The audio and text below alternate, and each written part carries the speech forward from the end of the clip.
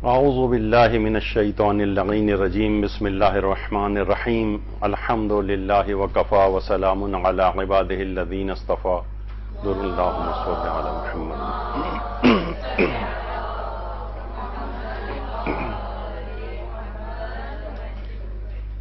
جیسے کہ پچھلی نشست میں بھی بات عرض کی تھی کہ باپ کی اہمیت بتانے کے بعد جو ہماری نشست ہونا تھی، جو آج ہے، کہ والدین کے اولاد پر کتنے حقوق ہیں، تو یہ بھی تذکرہ ہوا تھا کہ 80 حقوق ہیں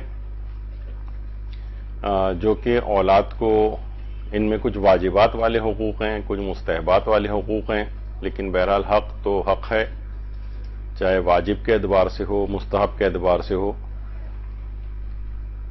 اگر ان سب کو سمرائز کیا جائے تو ایک روایت میں یہاں تک بھی یہ بات کہی گئی ہے کہ پیغمبر اکرم صلی اللہ علیہ وآلہ وسلم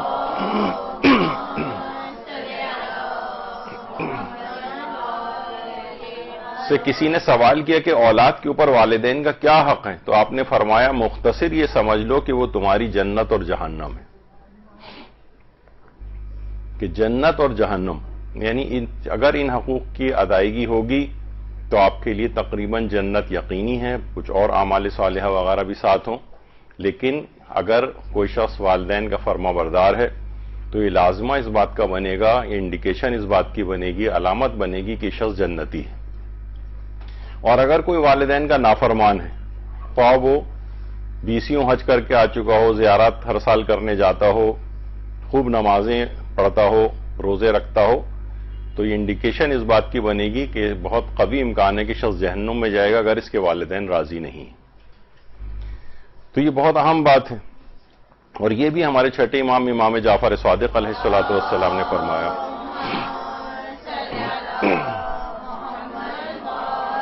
کہ جو بھی مومن نماز جنازہ پڑھتا ہے خدا اس پر جنت کو واجب کر دیتا ہے، سوائے اس کے کہ جو منافق ہو یا والدین کا نافرمان ہو۔ یعنی نماز جنازہ پڑھنے سے بھی سارے گناہ معاف ہو جاتے ہیں، لیکن کس کے معاف نہیں ہوتے؟ والدین کے نافرمان کے معاف نہیں ہوتے۔ یعنی اس سے اندازہ لگائیں کہ والدین کی نافرمانی جس کی آگے چل کر تفصیل آئے گی۔ اچھا، ایک بات اور دماغ میں رہے کہ والدین کے حقوق کا تعلق ان کے مسلمان ہونے سے بھی نہیں۔ اگر کوئی شخص ایسا ہے کہ جس کے والدین کافر ہیں، ان کے بھی حقوق کو ویسے ہی ادا کرنا ہے جیسے کسی مسلمان اور مومن والدین کے حقوق کو ادا کرنا۔ بلکہ یہاں تک فقہی احکام میں ملتا ہے کہ اگر مثلا کفار کے ساتھ جنگ ہو رہی ہے اور کسی شخص کا باپ کافروں کی طرف سے لڑنے کے لیے آ گیا ہے، اور مومن بیٹا یا مسلمان بیٹا مسلمان کے لشکر میں ہے اور کافر باپ سامنے آ جائے، تو مسلمان بیٹے کے لیے مکروہ ہے کہ وہ کافر باپ کو قتل کرے، وہ اس کو چھوڑ دے، کوئی اور اسے مار دے۔ ظاہر جنگ اگرچہ کفر اور اسلام کی ہو رہی ہے، لیکن بہرحال کافر اگر باپ سامنے آ گیا تو مکروہ ہے کہ مسلمان بیٹا اس کو قتل کرے، کیونکہ یہ بات بھی آئی ہے کہ اگر کوئی شخص کسی کے والد کافر ہے تو اگر وہ اس کو مثلا جنگ میں مارتا بھی ہے تو اس کے آثار وضعی ہوتے ہیں۔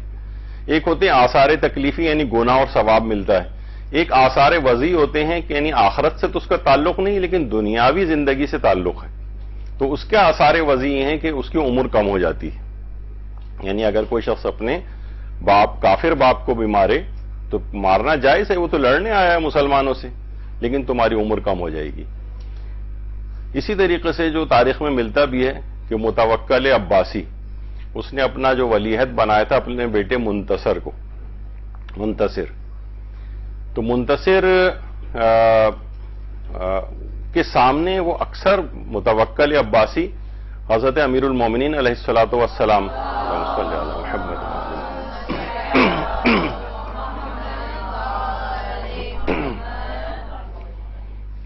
وہ اکثر امیر المومنین کی شان میں گستاخی کرتا تھا، اس کا یہ بیٹا منع کرتا تھا، تو جو متوکل تھا وہ ناراض ہو جاتا تھا، غصہ ہونے لگتا تھا کہ مجھے برائی کرنے تم مجھے روکتے کیوں؟ یہاں تک کہ اس نے ارادہ کر لیا تھا کہ میں اس کو ولی عہدی سے بھی ہٹا دوں گا، لیکن ایک دفعہ تو حدی اس نے کر دی یعنی متوکل نے منتصر کے سامنے حضرت فاطمہ الزہرا سلام اللہ علیہا کے خلاف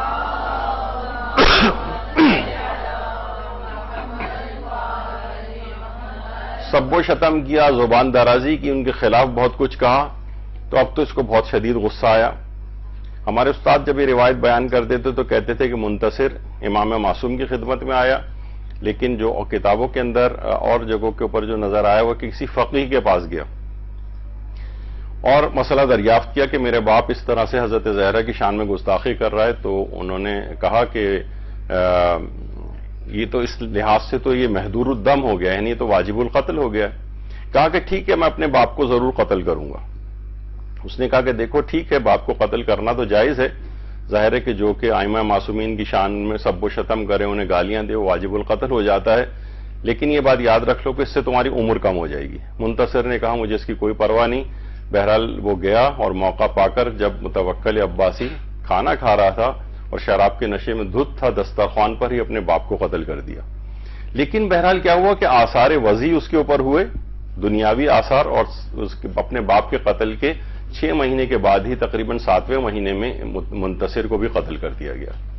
تو بہرحال ایک ہی ہوتا ہے کہ باپ اگرچہ کافر ہی کیوں نہ ہو، یعنی متوکل جیسا ناصبی اور دشمن اہل بیت، یعنی اس کے بیٹے نے اس کو قتل کیا لیکن اس کی وجہ سے اس کی اپنی زندگی بھی کم ہو گئی. تو بہرحال یہ دماغ میں یہ رہے کہ والدین کے جو حقوق ہیں اس کا تعلق مسلمان ہونے سے بھی نہیں. کافر بھی اگر والدین ہیں تو کسی نہ کسی حد تک اس کا کوئی نہ کوئی حق باقی رہتا ہے. اچھا، ہر دین و مذہب میں والدین کا احترام ہے. ویسے تو دیکھیے مختلف دین جو پائے جاتے ہیں، چاہے وہ ادیان باطلہ ہی کیوں نہ ہوں، ان کے اندر بھی والدین کا احترام ضرور موجود ہے. حتیٰ کہ تورات تک کے اندر پورا ایک چیپٹر ہے والدین کے احترام سے متعلق، اور اگر کوئی والدین کی شان میں گستاخی کرے، انہیں برا بھلا کہے تو اس کے اوپر سزائیں تک بیان کی گئی ہیں، یہاں تک کہ پھانسی تک کی سزا کا ذکر ہے. خیر اسلام میں ایسا تو نہیں ہے، لیکن بہت شدید گناہ ہے. تو آپ نے اس لحاظ سے اندازہ کیا کہ ادیان باطلہ تک کے اندر، ان تک کی تعلیمات کے اندر والدین کا بہت زیادہ عزت و احترام یہ بیان کیا گیا ہے، اس میں کوئی اختلاف ہی نہیں ہے. اچھا، اور یہ بھی دماغ میں رہے کہ والدین کی حقوق کی ادائیگی کا تعلق ان کی زندگی اور موت سے بھی کوئی نہیں. یعنی یہ نہیں کہ والدین زندہ ہوں، حیات ہوں، آپ کے سامنے موجود ہوں تو آپ ان کا حق ادا کریں گے، اور اگر انتقال کر گئے تو اب تو انتقال کر گئے. نہیں، آگے چل کر اس کا بھی تذکرہ آئے گا کہ بہت سے لوگ والدین جن کے حیات ہوتے ہیں بڑی خدمت کرتے ہیں، لیکن انتقال کے بعد یہ لوگ عاق ہو جاتے ہیں. باپ کی قبروں، والدین کی قبر کے اوپر نہیں جا رہے ہیں، اور ان کو دعائے خیر میں یاد کرنا بھول گئے، تلاوت قرآن ان کے لیے نہیں کر رہے، ایسی نسین منسیہ کر دیا ان کو. تو موت سے بھی اس کا کوئی تعلق نہیں. زندگی اور موت دونوں کے اندر ابھی آگے چل کر ہم اس کی ڈویژن بھی بیان کریں گے، کتنے کتنے حقوق اس سلسلے میں موجود ہیں. تو زندگی اور موت دونوں کے لحاظ سے والدین کا تعلق اس سے بھی نہیں کہ والدین نیکوکار ہوں، فاسق و فاجر ہوں، بدکار ہوں. ہر صورت میں ان کا احترام اور ان کے حقوق کو ادا کرنا ہے. ہمارے 5ویں امام محمد باقر علیہ الصلوۃ والسلام فرماتے ہیں کہ اللہ نے کسی کو بھی 3 چیزیں چھوڑنے کی اجازت نہیں دی. امانت ادا کرنے کی، خواہ نیک آدمی کی ہو بدکار کی، ادا کرنی. عہد پورا کرنے کی، خواہ نیک سے عہد کیا ہو، آپ نے وعدہ کیا ہو کوئی، یا بدکار سے کیا ہو، وعدے کو پورا کریں. ماں باپ کے ساتھ احسان و نیکی کرنے کی، خواہ وہ نیک ہو یا بد، ہر صورت میں آپ کو ان کے حقوق کو ادا کرنا ہے، ان کے ساتھ نیکی کرنی ہے. یعنی اسلام کا حکم ہے. آپ یہ بہت سے لوگ کہتے ہیں بھائی وہ بھی تو ہمارے ساتھ اتنا ظلم کر رہے ہیں، وہ بھی تو ہم دیکھیے انہوں نے ہمارے ساتھ یہ کیا، ان کی برائیاں گنوا رہے ہوتے ہیں. تو اس میں اسلام کا حکم ہے، خواہ وہ نیکوکار ہو یا بدکار ہو، یہ آپ کا میٹر نہیں. وہ تو اگر بدکار بھی ہیں، برے ہیں، فاسق و فاجر ہیں، وہ ان کا اور اللہ کا معاملہ ہے، لیکن آپ کو ان کے حقوق کو ویسے ہی ادا کرنا ہے. ایک چیز جو ہمارے پیغمبر اکرم صلی اللہ علیہ وآلہ وسلم نے فرمائی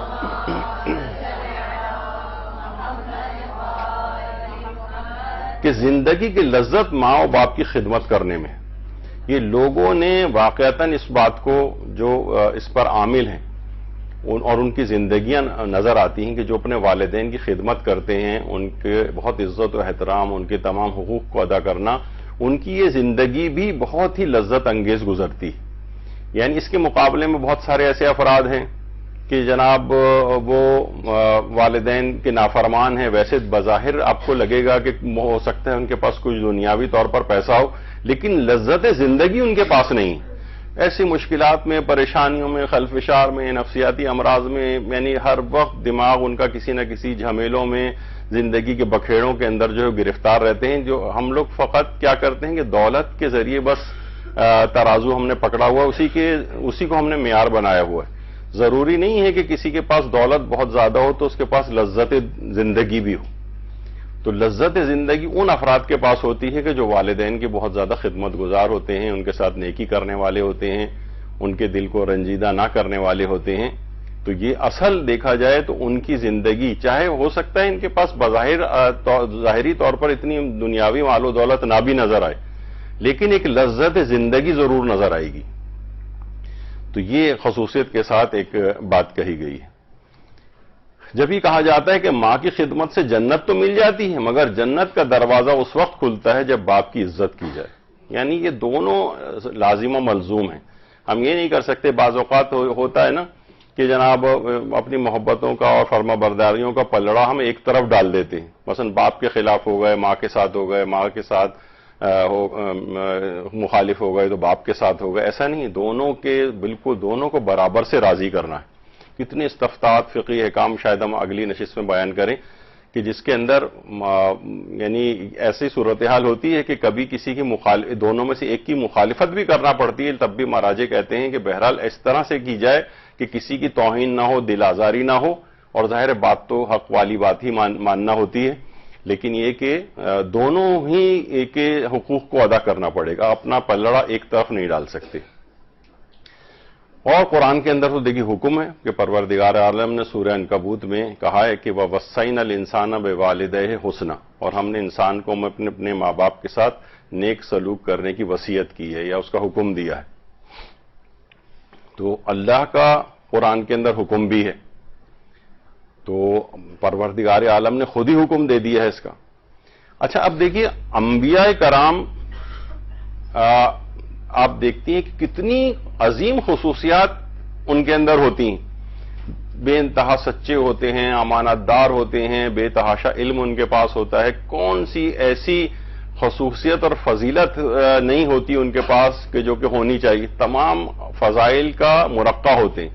لیکن جب قرآن ان کا تذکرہ کرتا ہے، اب کسی بھی نبی کی خصوصیات بتانے کے لیے اس کی اتنی ساری ہزاروں لاکھوں خصوصیات میں سے کس کو ہائی لائٹ قرآن کرتا ہے ہم یہ دیکھتے ہیں. مثلا حضرت عیسیٰ نے اپنی پیدائش کے بعد جو کلام کیا تھا تو اس میں خود اپنا تعارف کرا رہے ہیں. اب اتنے سارا اب دیکھا جائے تو زہد و تقوی حضرت عیسیٰ کا کس قدر زیادہ تھا. انہیں یہ والا اپنی تعارف کرانا چاہیے تھا کہ میں مردوں کو زندہ کروں گا اور میں جو ہوں کوڑی کو شفا دوں گا، اور اتنی ساری اور ہائی لائٹ کرنے والی چیزیں تھیں. کیا تعارف کرا رہے ہیں؟ وہ برم بے والدتی، اللہ نے مجھے اپنی ماں کا فرما بردار بنایا. حضرت عیسیٰ کہہ اتنی ساری خصوصیات میں سے ہائی لائٹ کس کو کر رہے ہیں؟ اپنی ماں کی فرما برداری یا اپنی ماں کے ساتھ نیکی کرنے کو. اور ابھی تو بچپا بھی تو پیدا ہوئے ہیں، ابھی فرما برداری کا آغاز تو بہت بعد میں چل کے ہوگا. کہہ رہے ہیں نہیں، لیکن تعارف کیا ہے؟ وہ برم بے والدتی ولم یجعلنی جبارا شقیہ. اور یعنی اللہ نے مجھے اپنی والدہ کے ساتھ نیکوکار بنایا ہے، اس کے حقوق کو ادا کرنے والا بنایا ہے، اس کے ساتھ نیکی کرنے والا بنایا ہے. وَلَمْ يَجْعَلْنِي جَبَّارًا شَقِيًّا، اور مجھے جبار اور شقی نہیں بنایا ہے، مجھے ظالم نہیں بنایا اور مجھے بدنصیب نہیں بنایا ہے. اس کے معنی کیا ہوئے کہ جو اپنی والدین کا حقوق ادا نہیں کرتا ہے وہ ظالم بھی ہوتا ہے اور وہ بدنصیب بھی ہو جاتا ہے. یعنی کہا ہے کہ مجھے ان کا حق ادا کرنے والا بنایا اور مجھے جبار اور شقی نہیں بنایا ہے. تو اب دیکھیے حضرت عیسیٰ کے لحاظ سے آپ نے یہ چیز دیکھی. اسی طریقے سے حضرت یحییٰ علیہ السلام، آپ کو پتہ ہے قرآن نے ان کی پیدائش کا بھی اس لحاظ سے، حضرت زکریا کے ہاں اولاد نہیں ہوتی تھی، اور ایک اور بڑی خصوصیت ہے کہ یعنی حضرت عیسیٰ کی پیدائش کے صرف چند دنوں کے اندر اندر ہی آگے پیچھے ان حضرت یحییٰ کی بھی ولادت ہوئی ہے۔ بہرحال یہ مسجد اموی جو دمشق جاتے ہیں عراق اپنا شام زیارات کے لیے، تو وہاں پر مسجد اموی کے اندر یہ ایک زیارت گاہ بھی ہے کہ جہاں کے متعلق کچھ علماء تو یہ کہتے ہیں کہ یہاں پر حضرت یحییٰ کا سر دفن ہے، کیونکہ بہرحال ایک فاحشہ کے کہنے پر بادشاہ نے ان کو قتل کروایا تھا اور ان کا سر تن سے جدا کیا تھا، اس نے کہا تھا میں اس وقت تم سے شادی کروں گی کہ جب یحییٰ کا سر چاہیے مجھے، تو بہرحال حضرت یحییٰ کو شہید کیا گیا تھا۔ اور کچھ کہتے ہیں کہ دمشقی میں زبدانی محلے کی مسجد ہے، وہاں پر ان کا سر دفن ہے، کچھ کہتے ہیں یہاں پر دھڑ دفن ہے، کچھ کہتے ہیں سر دفن ہے، اس طرح سے ان دونوں جگہوں کے اوپر بہرحال، لیکن اکثر علماء اس کو یہاں پر سر اغدا سے حضرت یحییٰ دفن ہے۔ اچھا، جب ان کا بھی تعارف قرآن نے کرایا تو کیا کرایا؟ وہ برم بے والدہ، حضرت یحییٰ یعنی ہائی لائٹ کس کو کیا کہ حضرت یحییٰ اپنے والدین کے حق کو ادا کرنے والے تھے، ان کے ساتھ نیکی کرنے والے تھے۔ ولم یکن جبارا نسیہ، اور وہ جبار اور نافرمان نہیں تھے، یعنی اس کا مطلب یہ کہ جو والدین کے حق کو ادا نہیں کرتا وہ جبار اور ظالم بھی ہو جاتا ہے، عاصی اور گناہگار بھی ہو جاتا ہے، اور وہ شقی اور بدنصیب بھی ہو جاتا ہے۔ اب دیکھیں حضرت یحییٰ کی کتنی کوالٹیز تھیں، زہد حضرت یحییٰ بہت مشہور ہے، ہر وقت خوف خدا میں روتے رہتے تھے، بچپن ہی سے خوف خدا میں روتے رہتے تھے، اور کتنی حکایات ان کی سلسلے میں اور واقعات موجود ہیں روایات میں۔ لیکن کیا ہائی لائٹ کس کو کیا گیا؟ وہ برم بے والدہ، وہ اپنے والدین کے حق کو ادا کرنے والے تھے۔ ایک نبی کی بہرحال آپ دیکھیں کیا چیز ہائی لائٹ ہو رہی ہے۔ حضرت اسماعیل علیہ السلام کو آپ دیکھیں، یہ جو ہجر اسماعیل ہے، گول دیوار، اس کے نیچے کہیں حضرت اسماعیل بھی دفن ہے، حضرت اسماعیل، حضرت حاجرہ بھی دفن ہے، حضرت اسماعیل کی بیٹیاں بھی یہیں دفن ہیں، خانہ کعبہ کے صحنی میں ہجر اسماعیل، اسی وجہ سے اس کو کہا جاتا ہے۔ حضرت اسماعیل جب بھی خانہ کعبہ میں گزرتے تھے اور مقام ابراہیم کے پاس سے جاتے تھے، اپنے والد حضرت ابراہیم سے اس قدر شدید محبت کرتے تھے، اس قدر شدید محبت کرتے تھے کہ وہ ہمیشہ جب بھی یہاں سے گزرتے تھے اندر ہی حضرت ابراہیم علیہ السلام کے قدموں کے نشانات ہیں۔ اس جو سنہری رنگ کا شوکیس رکھا ہوا ہے خانہ کعبہ میں، جس کے پیچھے 2 رکعت نماز پڑھی جاتی ہے عمرے اور حج میں، اس میں یہ حضرت ابراہیم کے قدموں کے نشانات ہیں۔ وہ جب اس وقت تو خیر اس پر شوکیس نہیں رکھا ہوا تھا، بس وہ پتھر تھا اور کھلا ہوا تھا یہ، تو حضرت اسماعیل جب بھی کبھی وہاں سے گزرتے تھے ممکن ہی نہیں تھا کہ وہاں سے گزریں اور اپنے باپ کے ان قدموں کے نشانات کو بوسہ نہ دیتے ہوئے جائیں۔ یعنی بہت خصوصیت کے ساتھ، یعنی انبیاء کی جو خصوصیات ہیں اس کے اندر اپنے والدین کا حد درجے احترام کرنا، اور یہ اور ان کے آثار کا بھی اس قدر احترام کرنا، یہ انبیاء کی سیرت میں اس لحاظ سے ملتا ہے۔ جب بھی ہمارے چھٹے امام جعفر صادق علیہ الصلوۃ والسلام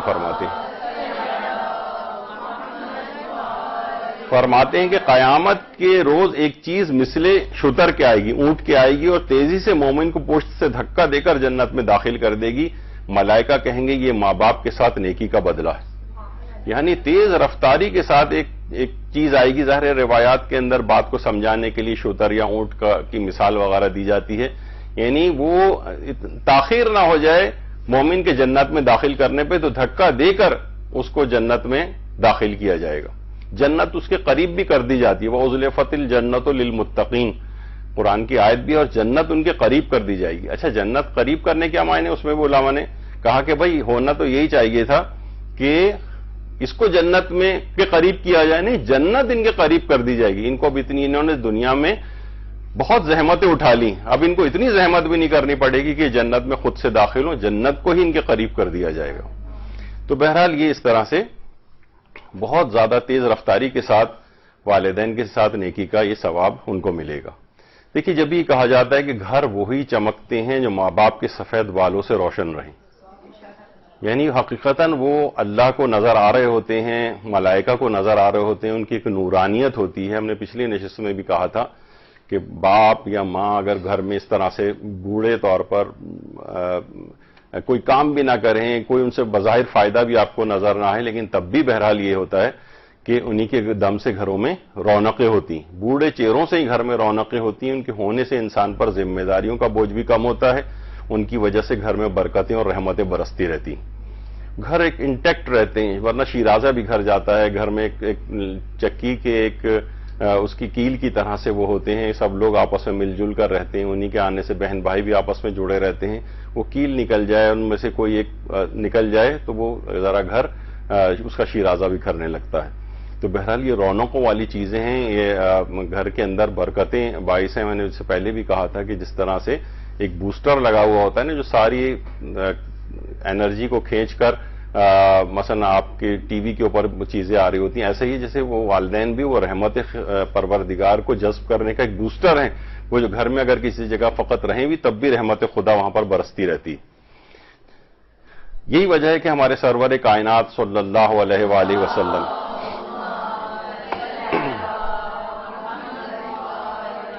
کہ جو شخص کسی سفید ریش اور عمر رسیدہ بزرگوں کی عزت و توقیر کرے تو اللہ اس کو قیامت کی ہولناک پریشانیوں سے نجات دے گا. یعنی اچھا, اب اس کے اندر دیکھیے صرف یہ نہیں کہا کہ والدین بھی, یعنی جو بھی بوڑھے افراد, بعض اوقات گھروں میں جوائنٹ فیملی سسٹم ہوتا ہے, مثلا بوڑھا جو ہے وہ چچا تایا بھی اسی گھر میں موجود ہیں, کوئی بھی اس طرح سے بزرگ افراد گھر میں موجود ہوں تو اگر اور عمر رسیدہ افراد ہوں اور ان کی عزت و توقیر اس وجہ سے کرے تو قیامت کی ہولناکیوں سے پروردگار عالم اس کو نجات دے دیتا ہے. اور جب بھی پیغمبر اکرم نے یہ بات بھی بیان فرمائی ہے کہ برکت تمہارے بوڑھوں کے ساتھ ہے, یعنی یہ باعث برکت جو ہیں ہستیاں ہیں جو آپ کے گھر کے اندر رہ رہی ہیں, اس کو ان کو بہت ان کے دم کو غنیمت سمجھنا چاہیے, ان کی درازی عمر اور طول عمر کی دعائیں کرنی چاہیے. اتنا ہی زیادہ دنیاوی لحاظ سے اخروی لحاظ سے فائدہ مند ہے ان کا آپ کے گھر میں موجود ہونا. یہاں پر تو خواتین مثلا بڑی پازیٹو چیز سمجھی جاتی ہے کہ کیسی ایسی جگہ شادی ہو, بھائی کوئی جھمیلا نہیں, ساس سسر جو ہے مر چکے ہیں, بہن بھائی کوئی نہیں ہے, تو کہا جاتا ہے نا کہ بھئی اگر آپ کو ایسے ہی یعنی وہ ایسے پسند ہے کہ جس کے دولہا کے یا جو لڑکا ہے اس کے سارے رشتہ دار قبرستانوں کے اندر آرام کر رہے ہوں, آپ کو ایسا گھر چاہیے. بھئی یہ سب گھر کے اندر, یا جیسے مثلا خواتین کے لیے بھی یہ بات کہی جاتی ہے نا کہ اگر آپ کو ایسا کوئی چاہیے تو پھر آپ کو چاہیے کہ دی سینٹر وغیرہ کے کسی جو ہے وہ اس میں کوئی پل بڑھ کے جوان ہو جس کے کوئی رشتہ دار ہی نہ ہو, آپ کو چاہیے کہ اس سے شادی کریں. یا مثلا بہت سے لوگ کہتے ہیں کہ جناب ایسی ہم لے کر آئیں گھر میں جو گھر کے سارے کام کرے, تو پھر آپ کو چاہیے تھا کسی ماسی وغیرہ کی لڑکی سے اس کی شادی کریں اپنے لڑکے کی. تو دونوں طرف کی افراط و تفریط اس لحاظ سے ہے. تو گھروں میں برکت ان بوڑھے افراد کے دم سے ہوتی ہے, یعنی ایسی جگہ تلاش نہیں کرنی چاہیے کہ جہاں کوئی رشتہ دار ہی نہ ہو, بلکہ ہم نے تو ایسے جو اس طرح سے بغیر رشتہ داروں کے جو افراد ہوتے ہیں وہ ان کی شادیاں زیادہ ناکام ہوتے دیکھی, وہ عجیب ان کے ساتھ نفسیاتی اور پتہ نہیں کس طرح کے مسائل ہوتے ہیں. تو بہرحال اچھا, اب دیکھیے ماں کے لحاظ سے پچھلی دفعہ بھی جب ہم نے باپ کا ذکر کیا تو بعض افراد نے کہا کہ یہ تو زیادتی ہو جائے گی اگر ماں کا اس لحاظ سے کوئی تذکرہ خصوصی طور پر نہ کیا جائے. تو دیکھیے ماں کے کچھ خصوصی احسانات بھی ہیں. ماں کے دیکھیے ماں کے لحاظ سے حضرت فاطمہ الزہرا سلام اللہ علیہا فرماتی ہیں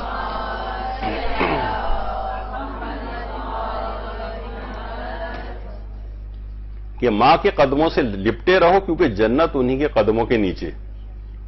اور ایک حدیث بھی ہے, اگرچہ پیغمبر اکرم کی وہ حدیث کی جو بہت مشہور بھی ہے کہ الجنت تحت اقدام الامہات, کہ جنت ماؤں کے قدموں تلے ہے. اگرچہ یہ روایت ہمارے ہاں زیادہ تر سنی مصادر سے آئی ہے, یعنی برادران اہل سنت کی کتابوں کے اندر ہے, اور ان کے ہاں بھی یہ ذرا اس کی سند ضعیف ہے. ہمارے ہاں بھی سند کے اعتبار سے یہ ضعیف ہے, لیکن اس کا مضمون بالکل ٹھیک ہے, یعنی اس کو ماننے میں کوئی قباحت نہیں ہے. بڑے بڑے علماء نے, علامہ طبرسی نے مجموع البیان میں اور محدث نوری وغیرہ نے بھی اس روایت کو بیان کیا ہے. یعنی اس کا مضمون اس لحاظ سے بالکل صحیح ہے کہ جنت ماؤں کے قدموں تلے ہے, یعنی ان کی خدمت کر کے جنت کو حاصل کر لو, یا ماں کو یہ حکم ہے کہ تم ایسی تربیت کرو کہ یہ بیٹا تمہارا جو ہے وہ اللہ کا فرما بردار بنے اور اس لحاظ سے وہ جنت کو حاصل کر لے. تو دونوں کے لحاظ سے یہ حکم ہے. تو ماں کی خدمت کے اعتبار سے بھی ہے کہ ماں کے قدموں تلے لپٹے رہو. امام خمینی بھی اس سلسلے میں جو تاکید کرتے تھے وہ بھی آگے چل کر ہم تذکرہ کریں گے. اور یہ بھی کہا گیا کہ ماں کا حق باپ سے دگنا ہوتا ہے. مشکات الانوار کے اندر علامہ طبرسی نے اس روایت کو لکھا ہے پیغمبر اکرم کے حوالے سے کہ ماں کا حق باپ سے دگنا ہے, یعنی خصوصیت کے ساتھ اس کا اکرام آپ کو کرنا ہے. جلدی اس کے دل کو ٹھیس پہنچ جاتی ہے, جلدی وہ متاثر ہو جاتی ہے, اس کا دل نرم ہوتا ہے, تو اس کو اور زیادہ اس کے ساتھ اکرام سے پیش آنے کی ضرورت ہوتی ہے۔ اور ایک چیز خاص طور پر بڑی ہائی لائٹ کی گئی ہے قرآن و حدیث کے اندر کہ پیغمبر اکرم سے جب یہ سوال کیا گیا کہ ماں کا اولاد پر کیا حق ہے، تو آپ نے فرمایا اگر تم صحرا کی ریت کے ذرات اور بارش کے قطرات کی مقدار کے برابر ماں کی خدمت میں کھڑے رہو تو اس ایک دن کے برابر بھی نہیں ہو سکتا جو اس نے تمہیں پیٹ میں اٹھا رکھا تھا۔ یعنی بارش کے قطرات کی مقدار کے برابر اور صحرا کی ریت کے ذرات کی مقدار کے برابر۔ سوچیں، یعنی اتنی اہمیت کے ساتھ یہ بات بیان کی ہے، تب بھی تم ایک دن کے برابر نہیں اس کو برابر ہی نہیں کر سکتے جو اس نے ایک دن تمہیں پیٹ میں اٹھا کر رکھا تھا۔ اور واقعتاً ہم دیکھتے ہیں کہ جس وقت کتنی زحمتیں اٹھا کر ماں جو ہے، جس کا میں اکثر و بیشتر تذکرہ کرتا رہتا ہوں، یہ پورا جو پریگنینسی کا پیریڈ ہوتا ہے کتنی مشکلات سے گزر رہی ہوتی ہے، کتنے کمپلیکیشن بھی ہوتی ہیں، خود آپریشن آج کل ہو رہے ہیں اس میں، جس میں کاٹا پیٹی اس کے ہو رہی ہے۔ اچھا، اس کے ساتھ ہی پریگنینسی کے اب جو بہت ساری جناب گیسٹیشنل ڈائبٹیز اس کو ہو جاتی ہے، یعنی جو اگرچہ بعد میں اکثر کو ختم ہو جاتی ہے لیکن بہت سو کو کنٹینیو بھی ہوتی ہے، پھر آئندہ زندگی میں بھی ڈائبٹیز ان کو ہو جاتی ہے۔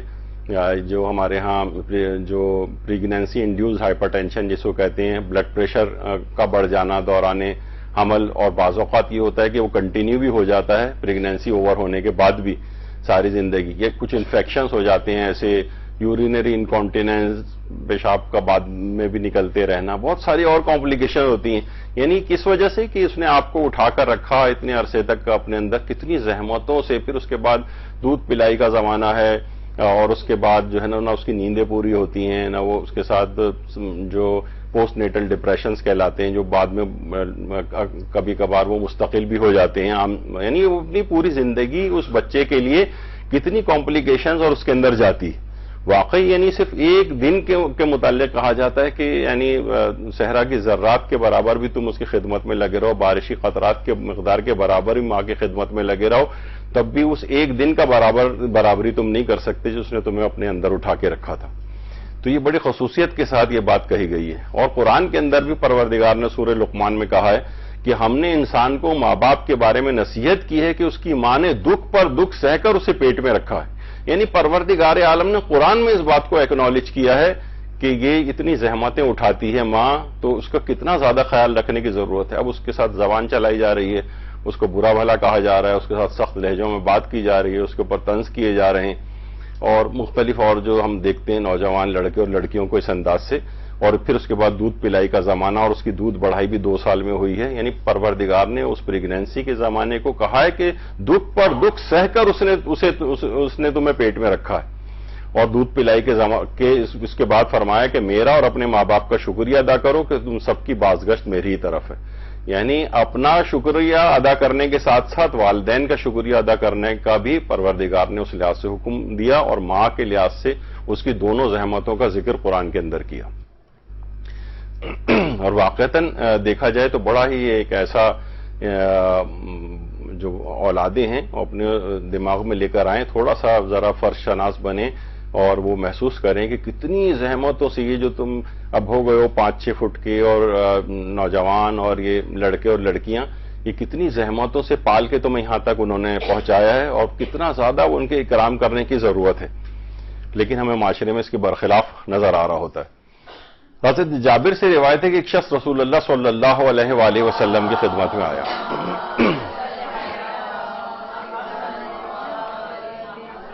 کہا کہ میں مرد جوان ہوں، صاحب قوت ہوں، جہاد کرنا چاہتا ہوں، لیکن میری ماں پسند نہیں کرتی۔ آپ نے فرمایا تم واپس چلے جاؤ، خدا کی قسم اس کی محبت صرف ایک رات کی راہ خدا میں تیرے 1 سال کے جہاد سے بہتر۔ 1 سال کے جہاد فی سبیل اللہ کے اوپر اتنی اس کی مناقب کے اوپر، اس کے فضائل پر پوری کی پوری کتابیں لکھی گئیں۔ انسان اپنے پورے یعنی قتل ہو جاتا ہے، زخمی ہو جاتا ہے، راہ خدا میں اپنی جان دے دیتا ہے، اس میں پیغمبر فرما رہے ہیں کہ خدا کی قسم اس کی محبت صرف 1 رات کی راہ خدا میں تیرے 1 سال کے جہاد سے بہتر ہے، جا ماں کے پاس واپس چلا جا۔ اس زمانے میں جبکہ جہاد کے لیے افرادی قوت کی بھی کتنی کمی ہوتی تھی، ایسا نہیں کہ بہت لاکھوں کا لشکر ہوتا تھا، مسلمان مشکل سے کبھی سینکڑوں کی تعداد میں ہوتے تھے، چند سو کی تعداد میں ہوتے تھے، بہت ہوا تو چند ہزار کی تعداد میں ہوتے تھے۔ اور بہت زیادہ افرادی قوت کی ضرورت ہوتی تھی، لیکن پیغمبر پھر بھی واپس کر دیتے تھے اگر ماں نے منع کر دیا ہے تو کتنی خصوصیت ہے اس بات کی. اور ماں کی اور بھی اگر ہم دیکھیں واقعتاً خدمات کس طرح سے اپنے بچوں کو لے کے وہ یعنی اپنی اور بھی بہت ساری زحمتیں جو ہے وہ یہاں کہا جاتا ہے نا کہ وہ اتنے بچوں کو پورا وہ سنبھال رہی ہوتی ہے، اور اتنے سارے بچے مل کر وہ اس بوڑھی ماں کو اپنے پاس کہتے ہیں کہ آپ رکھ لیں ان کو، آپ رکھ لیں، اس طرح سے جو ہے آپس میں ایک دوسرے کے سپرد کر رہے ہوتے ہیں تاکہ کسی طریقے سے ان سے جان چھوٹ جائے. تو یہ کتنی ماں کی اس لحاظ سے اگر آپ دیکھیں کہ کتنی خود اس میں پریشانیوں میں گرفتار ہوتی ہے، لیکن چاہتی ہے کہ ہر وقت آپ کی پروٹیکشن کے اندر جو ہے وہ رہتی ہے. تو بہرحال یعنی وہ ہستی جس کی دعاؤں سے رب کی رحمت ہر وقت آپ پر برستی رہتی ہے، وہ خاموش بھی رہے تب بھی برستی رہتی ہے. تو ماں کی اس لحاظ سے خصوصیت ہے. اس کی ایثار و قربانی ماں کی وہ لوگوں کی نگاہوں کے سامنے نہیں ہوتی کہ یعنی اپنے چپلیں بھی اپنے بچوں کو پہنا دیتی ہے، لیکن کیا ہے کہ خود چاہے وہ تکالیف کو اٹھائے. ہم نے دیکھا کہ بعض سے بچے ایسے ہوتے ہیں کہ جو مثلا مینٹلی ریٹارڈڈ ہو گئے ہیں، جسمانی لحاظ سے معذور ہو گئے ہیں، مائیں بوڑھی ہونے تک جو ہے وہ ان کی خدمتوں کے اندر لگی رہتی ہیں، اپنی محبتوں میں اس لحاظ سے کوئی کمی نہیں کرتی. لیکن یہ ماں کی اس لحاظ سے واقعتاً ایک عظمت. کہا جاتا ہے نا کسی سرکاری اسپتال میں ایک ماں اپنے آخری سانس لے رہی تھی، سانپ نے کاٹا ہوا تھا، ڈاکٹر آیا تو اس سے اشارے سے اپنے پاس بلا کے ڈاکٹر کے کان میں کہا کہ کوئی سستا سا مجھے ٹیکا لگانا، میرے بیٹے کی جیب بالکل خالی. یعنی اس سے یعنی آخری وقت تک اسے اپنے بیٹے کا کہ پیسوں کا خیال ہے، سب چیزوں کا خیال ہے. لیکن بہرحال یہ معاشرے کے اندر اس لحاظ سے نظر آتا ہے ماں کی قربانیاں. یعنی یہ جو نوجوان اس وقت چاہ رہا ہے زندگی کے اوپر اپنے قدم بڑھا رہا ہے، دیکھا جائے تو یہ بڑی سمبولک ہے. یہ ماں کی محنتیں ہیں اس کے پیچھے، کب کس لحاظ سے اس نے اس کے لیے محنتیں کی ہیں. بعض اوقات یعنی سلائیاں بھی کرنی پڑتی ہیں، اگرچہ اس کے اوپر واجب ذمہ داری اس لحاظ سے نہیں تھی، لیکن اپنے شوہر کا ہاتھ بٹانے کے لیے اس نے جابز وغیرہ بھی کی ہیں اور اپنی جوانی کو بڑھاپے میں تبدیل کیا ہے، صرف اس وجہ سے کہ اے نوجوان، اے لڑکے اور لڑکیوں، تمہارا جو ہے یعنی تم بہتر طور پر زندگی گزارو، تمہیں بہتر طور پر آسائشیں دی جائیں. انہوں نے اپنی جوانیوں کو جھلسا دیا ہے آپ لوگوں کے لیے، اور آپ پھر بڑے ہونے کے بعد ان کے اوپر اعتراضات کر رہے ہوتے ہیں، ان پہ چیخ چلا رہے ہوتے ہیں، ان کو کہتے ہیں کہ آپ نے ہمارے لیے مثلا کیا کیا. تو یہ ایک بڑی عجیب و غریب سی صورتحال ہے. موصل میں عراق کا جو ایک شہر ہے، صوبہ ہے، وہاں پر ایک ماں نے جس کے 6 لڑکے تھے اور 6 کے 6 شادیوں کے بعد اپنی بیویوں کو لے کر ادھر سے ادھر چلے گئے، اس نے احتجاجاً پھر اس کے بعد وہ کوٹ، وہ گہوارہ جس کے اندر اپنے ان بچوں کو پالا تھا، اس کو نظر آتش کیا تھا، آگ لگائی تھی. یعنی واقعتاً ایسی اولاد جو ہے اس قابل ہی ہے کہ اس کو سمبولک اس نے وہ کیا کہ ایک علامتی طور پر کہ یعنی ان لوگوں کے لیے میں نے اپنی پوری زندگی لگائی اور اس طرح سے وہ لوگ شادیوں کے بعد اپنی بیویوں کو لے کے مجھے اکیلا چھوڑ کر چلے گئے. تو بہرحال یہ ایک بڑی ایک عجیب و غریب ایک المیہ ہے معاشرے کے اندر. ابھی ہم آگے چل کر اس کا بھی ذکر کریں گے کہ کیا ایسا کریں کہ بہرحال اولاد جو ہے اس طرح کی نہ ہو. آگے چل کر اس کا بھی ایک تذکرہ آئے گا. اور یہی وجہ ہے کہ دیکھیے شہیدوں تک کو، جو راہ خدا کے شہید ہیں ان تک کو روک لیا جاتا ہے جنت میں جانے سے. پیغمبر اکرم صلی اللہ علیہ وآلہ وسلم فرماتے ہیں کہ مقام آراف ایک منزل ہوگی کہ جہاں پر لوگوں کو ٹھہرایا جائے گا. ایک منزل پر وہاں ٹھہرائے جانے والے شہداء ہوں گے جنہوں نے اپنے ماں باپ کی نافرمانی کرتے ہوئے شہادت کو حاصل کیا. تو ان کا شہید ہونا ان کے جہنم میں جانے سے تو مانے ہوگا، بھائی شہید ہوگا، شہید تو جہنم میں نہیں جائے گا، مگر ماں باپ کی نافرمانی بھی ان کو بہشت میں جانے سے مانے ہو جائے گی. یعنی نہ وہ جہنم میں اب جا پا رہے ہیں کیونکہ اتنی بڑی سعادت انہوں نے بہرحال حاصل کی ہے، راہ خدا میں جان دی ہے، لیکن نافرمانی بھی اتنی بڑی تھی کہ یہ فوراً جنت میں بھی نہیں جا سکیں گے، انہیں وہاں پہ روک لیا جائے گا. مقام آراف میں جب تمام لوگوں کا حساب و کتاب ہو چکے گا اور بہشتی بہشت میں اور دوزخی دوزخ میں چلے جائیں گے، تو پھر اللہ ان شہداء کو بھی اپنے فضل و کرم سے بہشت کی طرف روانہ کرے گا. شہداء کو بھی وہاں پر روکا جائے گا، نہ جانے کتنے 100 سال تک جو آخرت کے ہوں گے، اور یہاں تک کہ دیکھا جائے تو فوراً یعنی کتنی طمع انسان کی ہوگی کہ میں فوراً جنت میں داخل ہو جاؤں ہمیشہ ہمیشہ کی، لیکن ان کو وہاں پر روک لیا جائے گا مقام آراف پہ. کہا کہ نہیں، جب تک سارے لوگوں کا حساب کتاب نہیں ہو جاتا تم یہیں پر کھڑے رہو، کیونکہ تم نے ماں باپ کی نافرمانی کی تھی. تو اتنی بڑی والی بات ہے کہ شہداء تک کو جنت میں جانے سے یہ چیز مانے ہو جائے گی. جب بھی پیغمبر اکرم صلی اللہ علیہ وآلہ وسلم فرماتے ہیں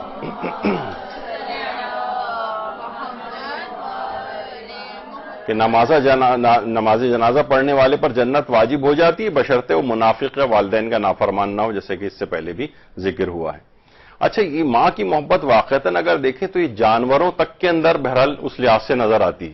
جانوروں کے بچے بھی، آپ نے دیکھا ہوگا عام طور پر جو میل جو ابا ہوتے ہیں جانوروں کے، عام طور پہ لات وات مار کے ان کو ایک طرف کر رہے ہوتے ہیں، وہ نیشنل جیوگرافک یا ادھر ادھر، لیکن ماں بہرحال ہر صورت میں ان کی، یعنی جانوروں میں بھی جو اس کی ماں ہوتی وہ بھی ایثار و قربانی دیتے ہوئے اس لحاظ سے نظر آتی.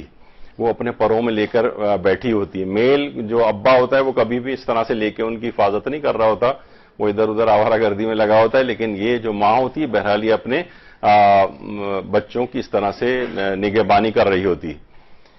اور واقعتاً یہ تصویر بھی اس لحاظ سے ہے کہ جنگل میں آگ لگ گئی تھی، یہ مرغی اپنے چھوڑ کے بھاگ بھی سکتی تھی، لیکن اس کے وہ انڈے جس کے اندر بچے تھے، یہ اس کے باوجود جنگل میں لگنے والی آگ کے باعث ہی بھاگ بھی سکتی تھی، لیکن پھر بھی نہیں بھاگی. کیسے چھوڑ کے جاتی؟ ماں تھی وہ، یعنی وہ اس نے اپنی بھی جان دے دی، جھلس گئی وہ، لیکن وہ اسی طرح سے انڈوں کے اوپر بیٹھی رہی کہ میرے اس میں پیدا ہونے والے بچے کہیں ان کو کوئی نقصان نہ پہنچ جائے. ہماری ایک ناول نگار تھیں، ٹی وی ڈرامے وغیرہ بھی لکھتی تھی، بانو قدسیہ، ایک جملہ بڑا اچھا کہتی تھی وہ، اگر کسی عورت کے مثلا 6 بچے ہوں اور 5 بہت زیادہ نیکوکار ہوں اور جنتی ہوں، تو تم کبھی بھی اس کی ماں کو ان 5 جنتی بچوں کے ساتھ جنت میں تلاش مت کرنا. وہ اسی ایک بچے کی طرف گئی ہوئی ہوگی جو کہ جہنم کے اندر ہوگا. یعنی ایک سمجھانے کا ان کا ایک طریقہ کار تھا. تو واقعتاً یہ ماں کی اس لحاظ سے ایک بڑی عظمت ہے اور اس کی ایثار اور قربانیاں ہیں کہ جو کہ چلی آ رہی. ماں اگر اس لحاظ سے جو چھوٹے چھوٹے جانور ان کی بھی ماں اگر مر جاتی ہے کبھی، تو وہ بیچارے بہت بے آسرا اس لحاظ سے فیل کرتے ہیں معاشرے میں. اب ان کی کون ان کی رکھوالی اور دیکھ بھال کرے گا؟ اور ایک تو بڑا مشہور بھی ہوا تھا نیشنل جیوگرافک وغیرہ پہ، میں نے خود بھی شاید یہ دیکھا تھا. یہ تو جو ہرنی کا جو بچہ تھا اس کی طرف سارے چیتے جا رہے تھے، تو ہرنی نے دور سے دیکھا اور ایک دم سے ان چیتوں کے سامنے اپنے آپ کو پیش کر دیا تاکہ وہ اس بچے کی طرف نہ جائیں، اور اپنی جان اس ہرنی نے دے دی. تو اسی طریقے سے یہ جانوروں کے اندر بھی ہوتا ہے، اور یہی اس طرح کی قربانیاں انسانوں کی مائیں بھی جو ہیں وہ دیتی آ رہی ہوتی کہ اس نے اپنے آپ کو پیش کر دیا. اور واقعتاً اس کے چہرے کے اوپر بھی اگر آپ دیکھیں کہ کس قدر ایک اعتماد اور ایک وہ ہے، یعنی کوئی ڈر اور خوف بھی ایسا نہیں ہے، بس وہ اپنے اس بچے ہی کو دیکھ رہی ہے کہ جس کی اس نے جان بچا لی اور پھر وہ وہاں سے بھاگ گیا. اور اس لحاظ سے وہ جو آپ سنتی بھی ہیں، بڑی ایک مشہور نظم تھی کہ موت کی آغوش میں جب تھک کے سو جاتی ہے ماں، تب کہیں جا کر ذرا تھوڑا سکون پاتی ہے ماں. تو بہرحال اور یہ والی جو بہرحال نظم ہے، جب بھی اس کو لوگ سنتے ہیں، بہت سے لوگوں نے تو اس کو قبرستانوں میں اپنی ماں کے قدموں کے اوپر بھی لکھ کر لگایا ہے. اور یہ قبر کے قدمے ہیں جس کے اوپر اس کو جو ہے وہ لکھا گیا ہے. رضا سرسوی صاحب کہ جو شاعر جنہوں نے اس نظم کو لکھا تھا ماں، واقعتاً ایک ایسی زبردست ان کی شخصیت تھی. ابھی اپریل 2021 میں ان کی ڈیتھ ہوئی، ان کا انتقال ہوا ہے. انڈیا کے شاعر تھے رضا سرسوی صاحب، اور ویسے تو انہوں نے اور بھی بہت ساری شاعری کی تھی، لیکن خصوصیت کے ساتھ جو ان کی نظم ماں ہے اس نے بڑی شہرت اختیار کی تھی. اور رضا سرسوی صاحب کے متعلق ایک اور بتا دوں، ویسے عام طور پر سب شاعر نہیں لیکن زیادہ تر شعراء میں علماء اور مجتہدین کے خلاف لکھتے ہوئے، اپنے شعر لکھتے ہوئے نظر آتے ہیں، مولویوں کے خلاف لکھتے ہوئے نظر آتے ہیں. یعنی ان کا گویا ایک لحاظ سے شاعروں کا ایک وہ طریقہ کار بن گیا ہے. اگرچہ بہت سے اچھے شعراء بھی ہیں، لیکن رضا سرسوی صاحب علماء اور مجتہدین کی شان میں شاعری کرتے تھے. ان کی تعریف میں ایک خصوصیت یہ بھی تھی. 78 سال کی عمر میں انہوں نے انتقال کیا ہے، جس میں 50 سے زائد حج اور زیارات جو ہیں انہوں نے کی تھی. تو بڑے متدین شاعر تھے. اور یہ 1988 میں انہوں نے یہ نظم ماں لکھی تھی. اس وقت اس میں 12 اشعار تھے خالی، بعد میں بڑھتے بڑھتے 500 کی تعداد ہو گئی تھی ان اشعار کی. اور 1988 میں جب انہوں نے نظم لکھی تھی تو پہلی دفعہ ایک نکاح کی تقریب میں انہوں نے اس نظم کو پڑھا تھا. جو اس موجود تھے اس نکاح کی تقریب کے اندر، وہ بتاتے ہیں کہ وہ نکاح کی تقریب خوشی کی تقریب تھی، لیکن جب وہ نظم پڑھی گئی تو ایسا لگا جیسے شام غریبہ کی مجلس ہو رہی ہو۔ اس قدر لوگ اپنی ماؤں کو یاد کر کے رو رہے تھے، یا زندہ بھی تھے جن کی مائیں تھیں ان کی خدمات کو یاد کر کے اس لحاظ سے۔ تو بہرحال یہ رضا سرسوی صاحب انہوں نے واقعتاً ایک بڑا کارنامہ ہے، اور بہترین اس کے ایک شاعری ایسی زبردست ہے کہ جب بھی کوئی انسان سنے، چاہے اس کے والدین والدہ حیات ہوں یا انتقال کر گئی ہوں، دونوں صورتوں میں انسان واقعتاً رونے لگتا ہے۔ تو بہرحال یعنی واقعتاً دیکھا جائے تو وہ شخصیت آپ کے گھر سے جانے کے بعد آپ کو ذرا دیر ہو جائے جو آپ کا انتظار کرتی رہتی ہے، وہ صرف فقط ماں ہے۔ باپ اگرچہ وہ بھی انتظار کرتا ہے لیکن اپنا اس کا اظہار نہیں کرتا، لیکن ماں کی بے چینی اس لحاظ سے نظر آ رہی ہوتی ہے۔ ایک ماں وہ بھی تھی جس کے بچے میدان کربلا میں کہیں گم ہو گئے تھے، وہ ان کی خیالی قبریں بنا کر جنت البقیع میں آتی تھیں، اور حتیٰ کہ اپنے بیٹوں کی شہادت سے باخبر ہونے کے بعد بھی اپنے پوتے عبید اللہ جو فرزند حضرت عباس علمدار علیہ السلام تھے ان کے ساتھ قبرستان بقیع جایا کرتی تھی۔ اللہم صلی علی محمد وعلی محمد۔ اور وہاں پر خود ان کی اپنی جو انشاء کی ہوئے اشعار وہ پڑھا کرتی تھی، نہایت دلسوز انداز میں گریہ بھی کیا کرتی تھیں۔ اہل مدینہ ان کے گرد گرد جمع ہو جاتے تھے، ان کے ساتھی گریہ شروع کر دیتے تھے، یعنی ان کے وہ چاند جو کہ میدان کربلا میں گم ہو گئے تھے۔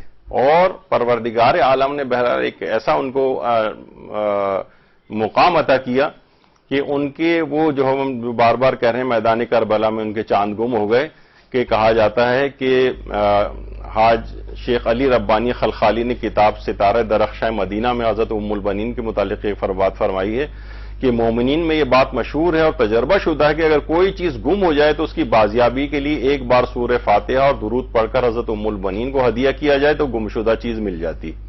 جس کی اپنی اولاد گم ہو گئی وہاں پر میدان کربلا میں، اس کا اب اعجاز یہ ہو گیا کہ اس کے توسط سے گمشدہ چیزیں آپ کو مل جاتی۔ تو بہرحال یہ ایک بڑی، جس طریقے سے حضرت مسلم ابن عقیل کے متعلق کہا جاتا ہے کہ ان کی پوری نسل میدان کربلا میں یعنی کربلا کے اس واقعے کے اندر شہید ہو گئی۔ اب یہ ہے کہ کوئی بھی شخص بے اولاد ہو اور اپنے اولاد کا نام کہ اگر میرے ہاں کوئی بچہ پیدا ہوا تو میں اس کا نام مسلم رکھوں گا، تو اس کے ہاں بہت قوی امید ہو جاتی ہے کہ ان کے ہاں اولاد ہو جاتی ہے۔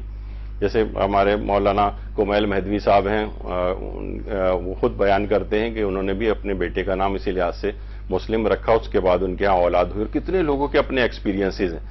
تو بہرحال یہ پھر ان کا ایک اعجاز ایک چیز بن جاتی ہے کہ راہ خدا میں انہوں نے اس لحاظ سے اپنی اور اپنی اولاد کی قربانیاں دی۔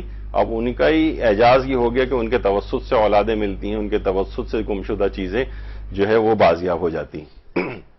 تو بہرحال جب بھی کہا جاتا ہے کہ ماں کی محبت ساری محبتوں کی بھی ماں ہے، یعنی حقیقتاً جو اس کے اندر ایک محبت کا ایک جذبہ پایا جاتا ہے۔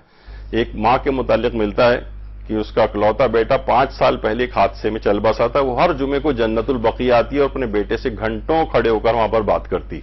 لوگوں نے اس کی تصویر کھینچ کے بھی اس کے اوپر ڈالی ہے، اس ماں کی کہ جو کہ وہاں پر مدینے میں جنت البقیع روزانہ کی بنیاد پر وہ آتی ہے اور کھڑے ہو کر باتیں کرتی۔ یعنی اس کی اب دیکھیں نا، ماں ہے، اس کے جذبات کا اظہار گھنٹوں جو ہے وہ اس طرح سے کھڑے ہو کر اپنے بیٹے کو یاد کر کے اس سے باتیں کرتی۔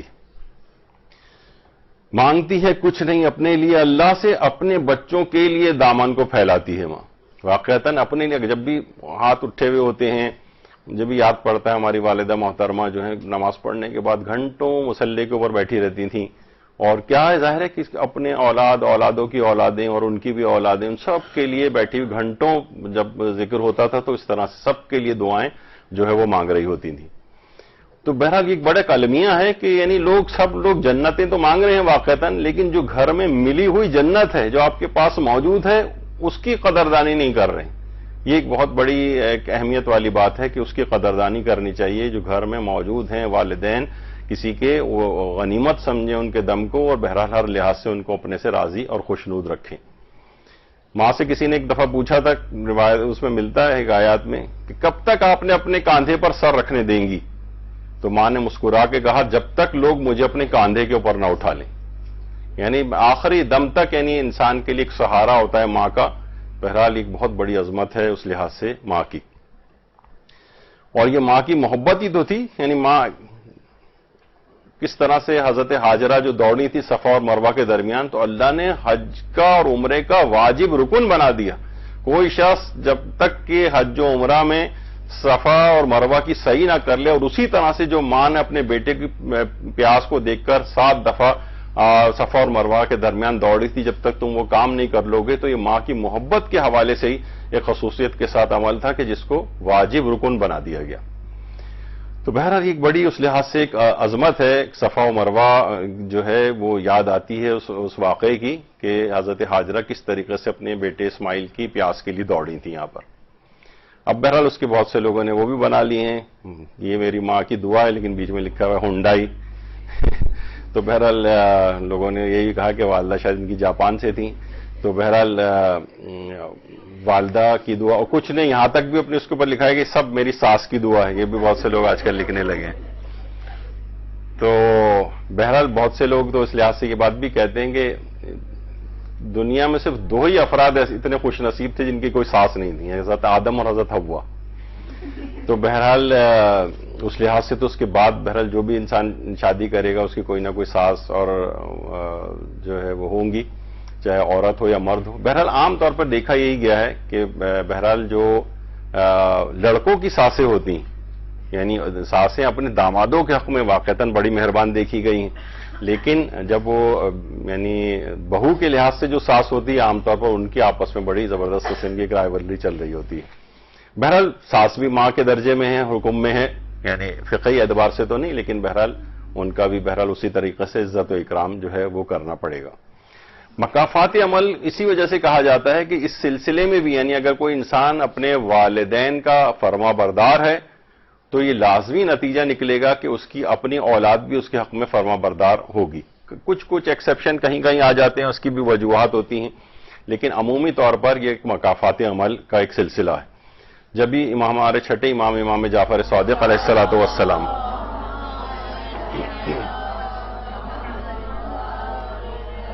فرماتے ہیں تم اپنے ماں باپ کے ساتھ سعادت مندی سے پیش آنے کی ریت ڈالو، تمہاری اولاد تمہارے واسطے فرما برداری کا مظاہرہ کرے گی. یعنی یہ وہی مکافات عمل کی طرف اشارہ ہے، جس طرح ہم نے پچھلی دفعہ بھی جو جملہ عرض کیا تھا باپ والے اس کے اندر، کہ ماں باپ کے ساتھ حسن سلوک وہ کہانی ہے جسے آپ لوگ تحریر کرتے ہیں اور آپ کی اولاد آپ کو پڑھ کر سناتی. تو یہ جو ہے یہ مکافات عمل ہے. یعنی انسان کو کوشش کرنی چاہیے کہ بہرحال اگر اپنا اس کو بڑھاپا اچھا گزارنا ہے تو وہ اپنے والدین کے ساتھ اس لحاظ سے نیکی کرے. جب بھی پیغمبر اکرم یہ جملہ بھی ارشاد فرماتے ہیں کہ ایک فرشتہ جو ہے، اللہ کے 2 فرشتے ہیں، ایک دعا کرتا ہے کہ خدایا والدین کے ساتھ نیکی کرنے والے کو اپنی عصمت کی قسم ہر آفات و بلیات سے محفوظ فرما، اور دوسرا بد دعا کرتا ہے خدایا والدین کے نافرمانی کرنے والے کو اپنے غضب کے سبب ہلاک کر دے. تو فرشتوں کی دعائیں تو سب مستجاب ہوتی ہیں. تو بہرحال یہ کہ فرشتوں کی دعائیں اور بد دعائیں ان افراد کے لیے ہوتی ہیں جو والدین کے ساتھ نیکی کر رہے ہوتے ہیں، ان کے لیے دعا، اور جو برائی کر رہے ہو یا نافرمانی کر رہے ہوتے ہیں ان کے لیے فرشتے تک بد دعا کر رہے ہوتے ہیں. اور تنگ دستی اور فقر کا بھی سبب بنتی ہے انسان کو ذلت اور پریشانی، یعنی مال میں کبھی کبھی کمی کا بھی سبب ہے. انشاءاللہ آج تو نہیں لیکن اگلی نشستوں میں کہ جو دنیاوی اثرات ہیں والدین کے ساتھ نیکی کرنے کے وہ کیا ہیں، اور ان کے ساتھ نافرمانی کی جائے تو دنیاوی طور پر، اخروی تو چھوڑیے، دنیاوی طور پر کون کون سی اس کو مصیبتیں برداشت کرنا پڑیں گی اگر وہ والدین کے نافرمان ہیں. علامہ مجلسی نے جس جگہ تمام والدین کے حقوق وغیرہ کی روایت نقل کی ہیں، نقل کرنے کے بعد کہا ہے کہ حق تو یہ ہے کہ واقعتاً والدین کے حقوق کو ادا کرنا یہ بہت ہی مشکل کام ہے. یعنی جو ابھی آپ ظاہر ہے ابھی تو ہم نے حقوق شروع بھی نہیں کیے، 80 کے قریب حقوق ہیں، شاید آج 6 7 8 ہی آ پائیں، لیکن بہرحال اگلی نشستوں میں ان کو پورا کریں گے. علامہ مجلسی نے بھی اعتراف کیا کہ واقعتاً بہت مشکل کام ہے والدین کے ان حقوق کو ادا کرنا. تو 40 حقوق والدین کے تو دنیاوی زندگی سے مربوط ہیں ان 80 میں سے، اور جو اگلے 40 حقوق ہیں وہ اخروی زندگی سے مربوط ہیں. یعنی 40 دنیا کے اعتبار سے ہیں، 40 آخرت کے اعتبار سے ہیں. 40 جو ہیں ان میں سے 10 حقوق ایسے ہیں جو اولاد کے قلب پر ہیں، دل کے اوپر بھی والدین کے آپ کے حقوق ہیں، وہ بھی آگے چل کر تذکرہ ہوں گے. اور 10 حقوق ایسے ہیں جو اولاد کی زبان کے اوپر ہیں، زبان پر. اور 10 حقوق ایسے ہیں جو اولاد کے مال پر ہیں، اور 10 حقوق ایسے ہیں جو اولاد کے جسم پر ہیں. زبان کے لحاظ سے الگ ہے لیکن اور دیگر اعضاء و جوارح کے لحاظ سے 10 حقوق الگ ہیں. تو یہ 40 حقوق اس لحاظ سے ہیں. اچھا ایک چیز اور بھی دماغ میں رکھنی چاہیے. والدین ایک بہت بڑی غلطی کرتے ہیں, اس کا اکثر ہم نے اس کا تذکرہ بھی کیا ہے جو یہاں جو اولاد کی تربیت کے لحاظ سے دروس ہوئے تھے. والدین اولاد کو اپنی خدمت کا عادی بنائیں. ہمیں معاشرے میں بالکل اس کے برخلاف نظر آ رہا ہے. والدین اپنے سارے کام خود کرتے ہیں, خود اپنے آپ کو زحمت میں ڈال رہے ہوتے ہیں, یعنی اپنے تئیں وہ بڑی فخریہ کہہ رہے ہوتے ہیں ہم کسی کے محتاج نہیں ہیں, ہم کسی سے کوئی ہیلپ نہیں لیں گے, ہم مثلا ممکن ہے کہیں کسی سے کوئی پیسہ نہیں لیں گے, ان سے کوئی خدمت نہیں لیں گے. نہیں, اس سے بہت بڑا ایک نقصان یہ ہوتا ہے, یعنی بچپن ہی سے اس کو اولاد کو اپنی جسمانی خدمت کا بھی عادی بنائیں, مالی لحاظ سے بھی ایک لحاظ سے عادی بنانا چاہیے تاکہ وہ بچہ جب بڑا ہونے لگے گا اور کمانے لگے گا تو جب سے ہی وہ والدین کو ہمارے ساتھ حج پہ ایک بزرگ تھے جو میرا خیال ہے ایسی کوئی انہوں نے شاید 25-30 حج جو ہے کر لیے تھے, وہ خود بتا رہے تھے کہ اگرچہ میرے پاس پیسے ہوتے ہیں لیکن اپنے میں نے جو ان کے کئی بیٹے ہیں ان میں سے ہر ایک کی ذمہ داری لگائی ہوئی کہ اس سال یہ والے حج کے اخراجات دے گا, اس سے اگلے سال وہ دے گا, اس طرح ہر ایک کی 3-4 سال بعد باری آ جاتی ہے. وہ کہتے ہیں کہ میرا حق بنتا ہے, یعنی میں باپ ہوں, میں نے پوری زندگی ان کو بڑا کر کے اور ان تمام چیزوں کے اوپر ان کو آج یہ صاحب حیثیت ہو گئے, تو اب میرا حق بنتا ہے اگرچہ میرے پاس پیسے ہیں لیکن میں یہ والی خدمت ان سے لیتا ہوں. والدین کو اس لحاظ سے بھی چاہیے دیکھیے کہ وہ مثلا اگر خود بھی اٹھ کر پانی پی سکتے ہیں لیکن اولاد سے کہیں کہ تم مجھے پانی پلاؤ, چاہے پاؤں میں ان کے درد ہو رہا نہیں ہو رہا, ان کے اپنی ٹانگیں ان سے دبوائیں, یعنی شروع سے عادی بنوائیں. ان کو اپنی اولادوں کو والدین کی جو خدمت کے فضائل ہیں, روایات ہیں, احادیث ہیں, قرآنی آیات ہیں, بچپن سے رٹوا دیں ان کو. یہ ساری زندگی رٹی تو رہا ہوتا ہے بابا بلیک شیپ اور کون کون سی چیزیں جو اس کو بیٹھ کے یاد کروا رہے ہیں, وہ یاد کر ہی تو رہا ہے بالآخر وہ. تو یہ حدیثیں کیوں نہیں یاد کر سکتا, یہ قرآنی آیات کیوں نہیں یاد کر سکتا, ساری زندگی اس کے کام آئیں گی. ایسے واقعات اس کو چن چن کے ڈھونڈ کر لا کر اسے بتائیں جو والدین کی خدمت کے اعتبار سے ہیں. بچے کا دماغ کورے کاغذ کی طرح سے یہ ثبت ہو جائے گا اور اس کو تمام مقام عمل میں چیزیں یاد آئیں گی, وہ حدیثیں یاد آئیں گی, وہ قرآنی آیات یاد آئیں گی, وہ واقعات یاد آئیں گے جو والدین کی خدمت سے متعلق ہیں. ہم دیکھتے ہیں کہ والدین عام طور پر یہ سب کام اپنے خود کر رہے ہوتے ہیں شروع سے. اچھا اور بھی اس میں یہ باتیں بھی تھیں کہ گھر کی اور چیزوں کا بھی اسے عادی بنائیں. مثلا ماں اکثر کہہ رہی ہوتی ہیں دیکھو یہ گھر کے مثلا کوئی خاتون بچی ہے کام نہیں کرتی ہے فلاں چیز نہیں, کیونکہ آپ نے اس کو شروع سے عادی نہیں بنایا اور بعد میں اس سے جو تقاضا کرنا شروع کیا. گھر میں ہو شروع سے, چاہے ملازمائیں کیوں نہ ہو کہ مثلا کھانا کا برتن کون لگائے گا, کون جو ہے وہ برتن سے بعد میں دھوئے گا, کس کی کیا ذمہ داری ہے, کس کی کیا ذمہ داری ہے. بچہ چھوٹا سا ہی ہو تو اس کو چھوٹی چھوٹی ذمہ داریاں لگا دیں کہ گیس کا بل تم جمع کرا کے آؤ گے, فلاں چیز. اب تو بجلی کا بل تو خیر اتنی بڑی رقم دے کے اسے نہیں بھیجا جا سکتا آج کل, لیکن یہ بہرحال لے کے اور بھی اس طرح کی کوئی چھوٹی موٹی چیزیں, یعنی کچھ نہ کچھ اس کے ذمہ داریاں اس کو جو ہے وہ دی جانی چاہیے. تو والدین اولاد کو اپنی خدمت کا عادی بنائے. اچھا ایک فائدہ اس میں یہ بھی ہوتا ہے کہ یہ جب خدمت کرے گا نا تو اس کی اپنے والدین سے محبت بھی بڑھے گی. یعنی اگر یہ آپ نے اس کو عادی نہیں بنایا نا تو اس کی محبت میں بھی ایک گنا کمی واقع ہو جائے گی. اب جو ہے مثلا روزانہ مثلا باپ کوئی دوا کھاتا ہے, اپنے بچے کی ذمہ داری لگا دے کہ تم جو ہے نا یہ رات کے وقت کی جس وقت میں دوا کھا رہا ہوں تو وہ دوا تم اس ٹائم پہ مجھے لا کے دو گے. اب بچہ خود ہی لے کر آئے, یعنی اس کی عمومی زندگی میں اتنی ساری آپ مثالیں کر سکتے ہیں کہ کس طرح سے اس کو اپنے سے اٹیچ رکھا جائے. تو یہ بہرحال یہاں پہ تو ہمیں الٹا نظر آتا ہے. ایک 70-75 سال کے ایک بزرگ نے خود مجھ سے کہا کہ میرا بیٹا مجھ سے کہتا ہے ابا ذرا چائے تو بنا کے لے کے آئیے گا میرے لیے. یعنی ان کی خدمت کرنے کے بجائے ان بوڑھوں سے جو ہے وہ خدمت لی جا رہی ہوتی ہے. تو بہرحال تو اپنی اولاد کو اپنی خدمت کا عادی بنانا چاہیے. یہ ایک والدین یعنی یہ ورنہ پھر بعد میں شکایت کرنا جب ان کی شخصیت اسٹرانگ ہو گئی, وہ بڑے ہو گئے, اپنی زندگی میں انہوں نے اس سے پہلے کوئی خدمت کرنے ہی نہیں دی آپ نے, تو پھر بعد میں تقاضا کرتے ہیں تو وہ اس سے عادت ان کی ختم ہو چکی ہوتی اور ایک لحاظ سے محبت میں بھی کمی واقع ہو جاتی ہے. جب بھی پیغمبر اکرم صلی اللہ علیہ وآلہ وسلم فرماتے ہیں کہ خدا رحمت کرے ان ماں باپ پر جنہوں نے اپنی اولاد کو تربیت دی کہ وہ ان کے ساتھ حسن سلوک کریں. یعنی حسن سلوک کی تربیت دینی ہے. وہ کیا کرتے ہیں, یعنی اپنی پوری توانائیاں لگا رہے ہوتے ہیں, اسکول لے جانا ہے, چھوڑنا ہے, اور یہ اور ٹیوشنز پہ لے کے جانا ہے اور چھوڑنا ہے, اور کھانے پینے کے انتظامات, جسمانی نشو و نما, یعنی ان کی ویسی تربیت نہیں کی کہ جس کے نتیجے میں وہ ان سے حسن سلوک کرے. نہ ان کو حدیثیں یاد کرائیں, نہ ان کو کوئی واقعات بتائے, نہ یعنی اس لحاظ سے ان کی تربیت نہیں کی.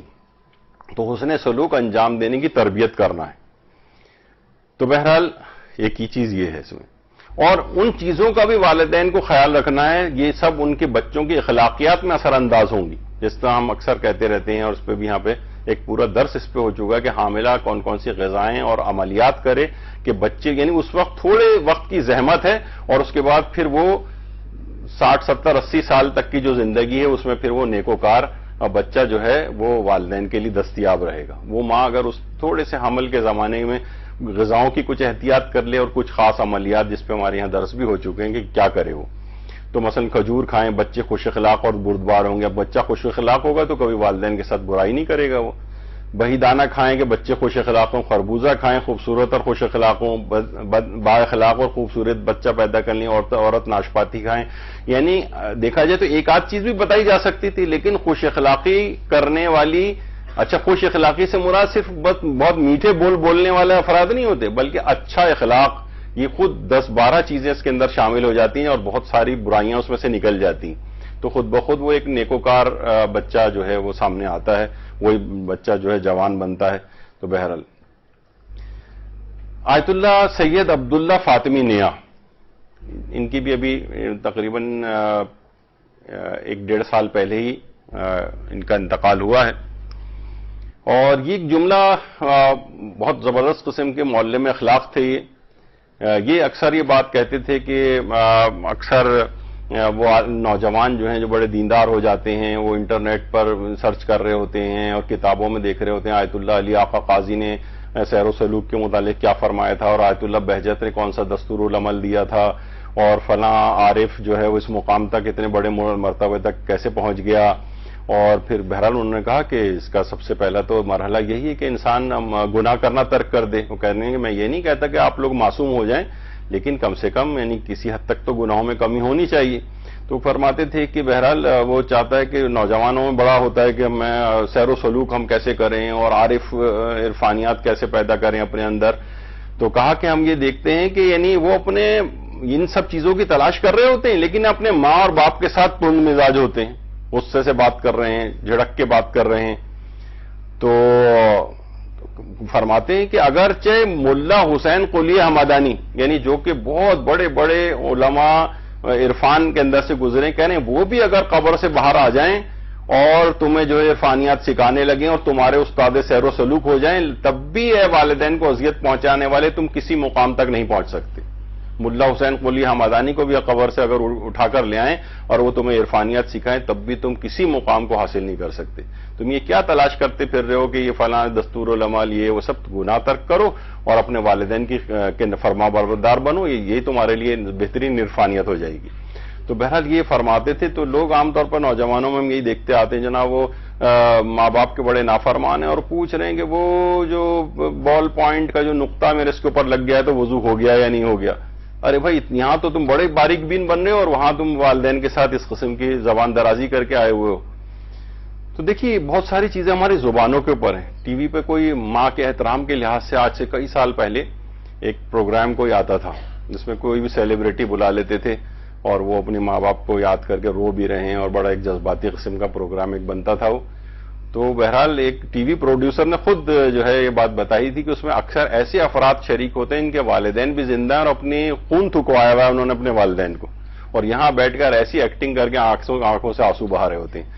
تو بہرحال اس طرح کی بہت ساری چیزیں جو ہیں وہ معاشرے کے اندر نظر آتی ہیں. تو والدین کی خدمت گزاری اور یہ اور دیگر مقامات کتنے ہی آپ عملیات کر لیں. وہ کہہ رہے ہیں ملا حسین قلی حمدانی کو قبر سے اٹھا کر تمہارا عرفان کا استاد مقرر کر دیں, تب بھی تمہیں کچھ ملنے والے نہیں اگر تم نے اپنے والدین کے ساتھ تند مزاجی یا بلند آواز سے بات کرنے کا عادی تم بنے ہوئے.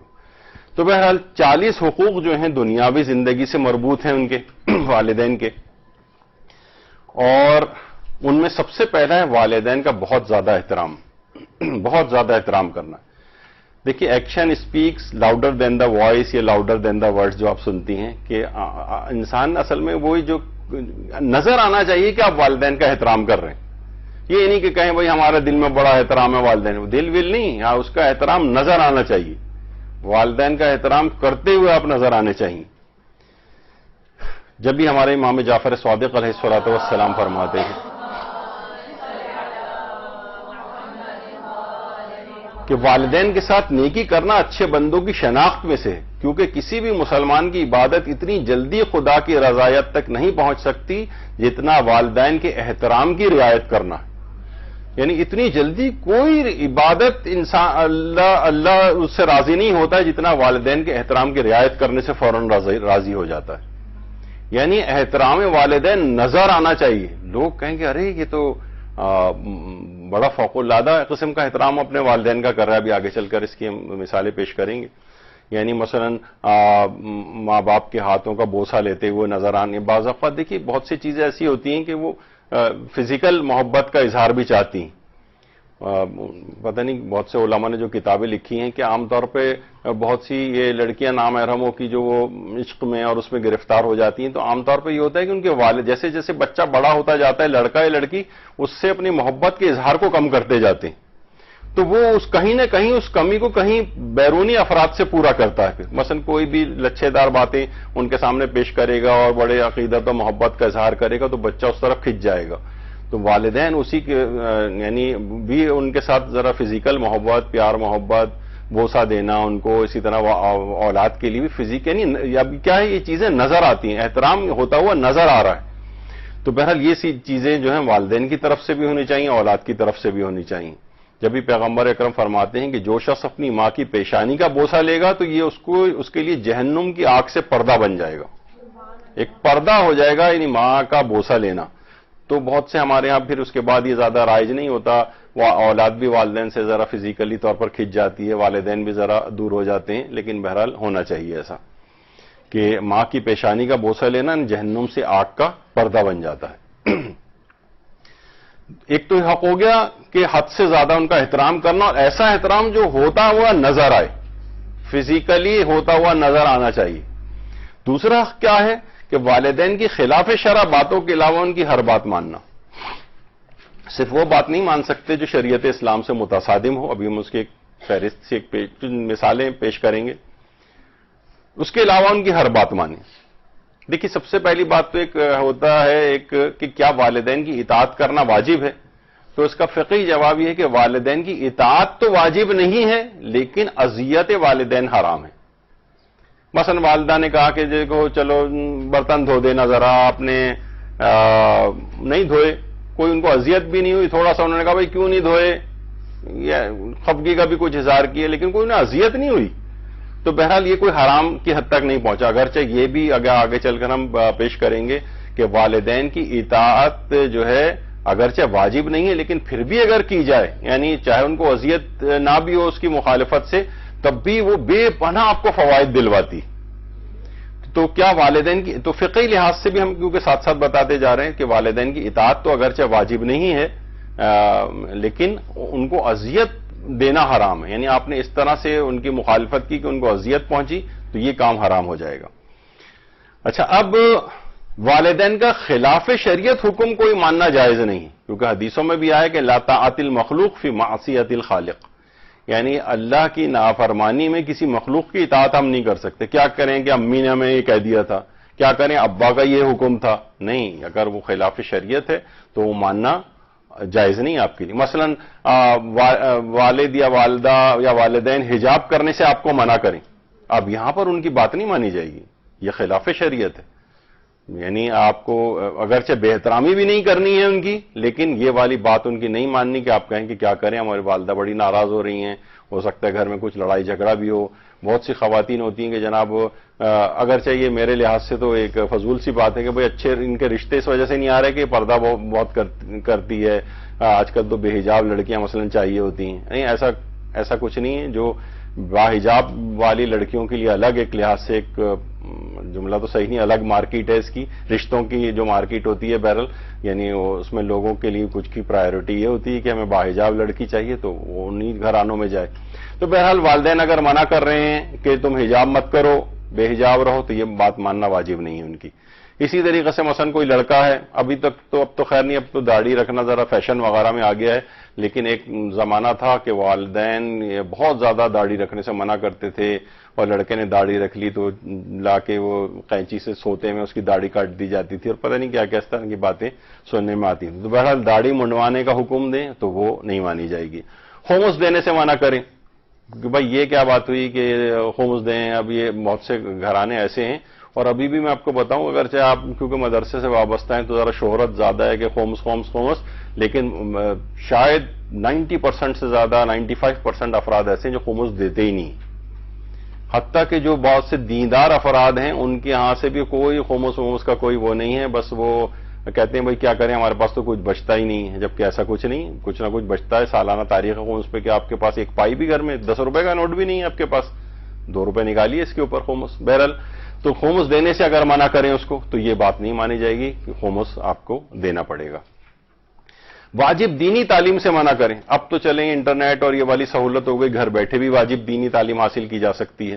لیکن بعض اوقات یہ ہوتا تھا کہ نہیں جناب، کہ اس کے ہاتھ سے توزیع مسائل چھین لی جاتی تھی کہ ابھی تو تمہیں میڈیکل کالج میں جانا ہے، ابھی تو یہ کرنا ہے. نوجوان اسے یعنی واجب تعلیم، اور باہر بھی کہیں جانے نہیں دے رہے ہیں، درس و تدریس میں بھی نہیں جانے دے رہے ہیں، واجبات کہاں سے حاصل کرے اپنے. تو بہرحال اس موقع پہ بات نہیں مانی جائے گی. اب اگر کہیں وہ باہر نہیں جانے دے رہے تو کم سے کم گھر میں تو انسان حاصل کر ہی سکتا ہے بہرحال. اسی طرح سے مثلا رمضان آ جاتا ہے تو ابھی تم چھوٹی بہت ہو، 12 سال کی لڑکی ہے، 10 سال کی لڑکی ہے جناب، وہ شرعی لحاظ سے بالغ ہو گئی، لیکن والدین روزے رکھنے سے منع کر رہے ہیں، تو ان کی بات اس سلسلے میں یہ خلاف شریعت نہیں مانی جائے گی. قضا روزے رکھنے سے منع کر رہے ہیں اس کو، حالانکہ چلیں کچھ کے کچھ روزے قضا ہو گئے تو وہ قضا روزے نہیں رکھنے دے رہے ہیں اس کو، اس میں بات نہیں مانی جائے گی. حج واجب نہیں کرنے دے رہے ہیں اس کو. حج واجب، اگر حج واجب ہو جائے تو اس سلسلے میں والدین اگر خواہ روکی کیوں نہ رہے ہوں تو بہرحال حج پہ جانا پڑے گا. میراث کو تقسیم نہیں ہونے دے رہے ہیں. گھر میں کسی کا مثلا انتقال ہو گیا، مثلا ماں کا انتقال ہو گیا، اب باپ میراث کو تقسیم نہیں ہونے دے رہا ہے، سب پہ قبضہ کر کے خود بیٹھ گیا ہے، یا مثلا اور اس طرح سے، یا اس کے اور جو ہے وہ لوگوں تک پہنچنے نہیں دے رہا ہے. تو بہرحال کیا ہے کہ وہ جہاں یہ اس قسم کی کوئی چیز ہو جائے خلاف شریعت، اس کی مخالفت کرنی پڑے گی. اسی طریقے سے مثلا فضول اور غیر عقلی بہانوں سے شادی میں والدین رکاوٹ بن رہے ہیں کہ ابھی تو جناب یہ ہو جائے، ابھی تو جاب تمہاری ہو جائے، ابھی پہلے تم گھر کر لو، تو ابھی یہ کر لو تو وہ کر لو.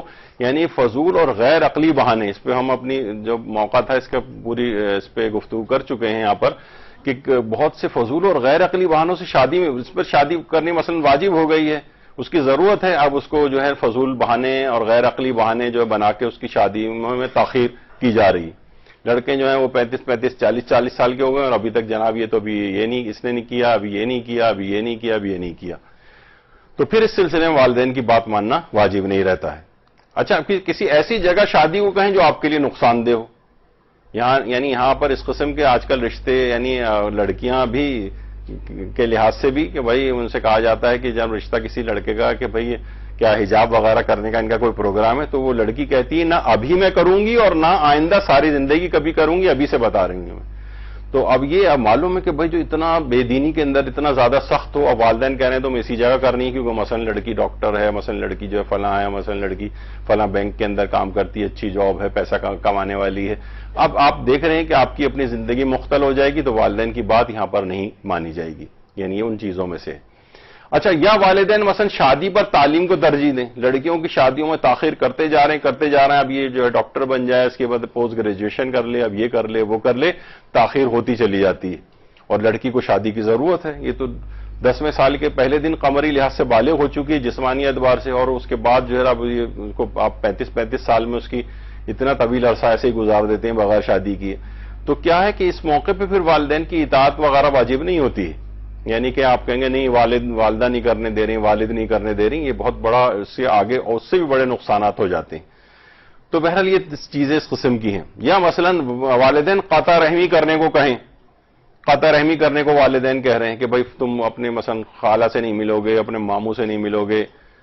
تو بہرحال اب تو آپ نے پچھلی دفعہ سن ہی لیا کہ بہرحال واجب قطع رحمی بھی، جو واجب صلہ رحمی بھی وہ بھی انسان مختلف طریقوں سے کر سکتا ہے.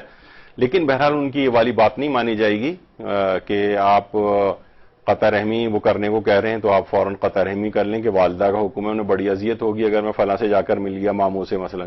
تو ایسا نہیں ہے، ان کی اس مخالفت کرنی پڑے گی.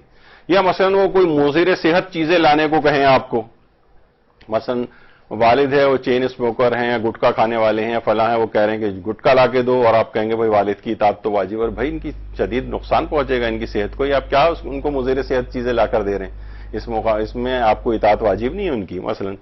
اسی طریقے سے شادیوں میں مثلا حرام کام کرنے کے لیے مجبور کر رہے ہیں، مکس گیدرنگ ہوگی اور فلاں یہ ہوگا اور میوزیکل اس کے اندر جو ہے وہ انسٹرومنٹ ہوں گے، اور ایک صاحب نے تو باقاعدہ گلوکارائیں جو ہے وہ مختلف شہروں سے اپنے بیٹے کی شادی میں بلوائی تھیں. تو بس اس قسم کی باتیں کیا ہیں کہ یعنی شادیوں میں حرام کام کے لیے مجبور کریں تو یہاں پہ ان کی بات نہیں چلے گی، یعنی کہ بھائی کیا کریں ابا ورنہ بڑے ناراض ہو رہے ہیں، نہیں. یا بیٹے کو مجبور کرنا کہ اپنی بیوی کو گھر کے کاموں کے لیے مجبور کرے، یعنی اپنی بیوی سے تم گھر کے کام کراؤ. یقین کیجئے کہ ایسے ایسے ہمارے پاس ٹیلی فون وغیرہ آتے ہیں کہ مثلا خاتون کا آیا تھا کہ بتائیے کہ مجھے روزانہ جو ہے وہ کئی سو روٹیاں پکانی پڑتی ہیں گھر میں. شاید جوائنٹ فیملی سسٹم تھا، 8-10 مرد گھر میں تھے جو صبح اپنی جاب اور ڈیوٹی اور کاروبار پہ جاتے تھے. ان کے صبح کے سب کے پراٹھے پکانا، ان سب کے لیے دوپہر کے کھانا لنچ بنا کر دینا، اور پھر اس کے بعد جب وہ شام کو آ جائیں گے تو اس وقت پھر وہ سب کے سب 2 روٹی بھی کھاتے ہیں. تو پورے گھر کے تو صرف مردوں کے لحاظ سے تو وہ ساری اس بہو بیچاری پریشان تھی کہ میں کوئی نان بائی ہوں یہاں آ کر لگی ہوں یا کیا ہوں کہ جو سینکڑوں مجھے روٹیاں پکانی. تو بہرحال یہ معاشرے میں بڑی بے اعتدالیاں ہیں اور ظلم ہو رہے ہیں، اور بیٹے کو مجبور کر رہے ہیں کہ اپنی جو ہے وہ بیوی سے جو ہے والے تم کام کرواؤ. تو فقہ اور اخلاقیات کی ایک الگ بات ہے. ظاہر ہے گھر بھی اشار و قربانیوں سے چلتے ہیں، لیکن اس قدر کسی کو قربانی کا بکرا یا بکری بنا دیا جائے تو یہ بھی اسلام اس کا تقاضا نہیں کرتا ہے. وہ اپنی مرضی سے انسان قربانی دیتا ہے، وہ تو کوئی جانور کوئی تھوڑی قربانی دے رہا ہوتا ہے زبردستی رسی سے پکڑ کر آپ ذبح کر دیں. تو بہرحال یہ اس طرح کی باتیں بھی ماننا جو ہے واجب نہیں ہے. یا مثلا آغا سیستانی سے پوچھا گیا کہ اگر ماں اپنے بیٹے سے کہے کہ جاؤ اپنی بیوی کو طلاق دے دو ورنہ میں تمہیں آنکھ کر دوں گی، چونکہ اس کی بہو سے نہیں بنتی ہے، تو کیا اس امر میں ماں کی اطاعت واجب ہے؟ تو انہوں نے جواب دیا اس مسئلے میں ماں کی اطاعت واجب نہیں ہے، اور ماں کا یہ کہنا ہے کہ تمہیں آنکھ کر دوں گی یہ بھی صحیح نہیں ہے.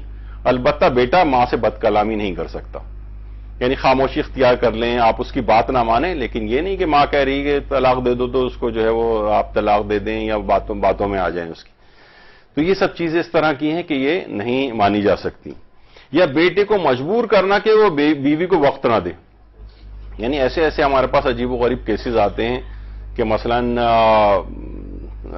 مائیں جو ہیں وہ بے تحاشا جو ہے یعنی وہ ایسا ان کو انوالو کر کے رکھتی ہیں کہ اپنی بیوی کے پاس بھی جو ہے وہ زیادہ ٹائم نہ دے بلکہ ان کے پاس زیادہ ٹائم گزارے.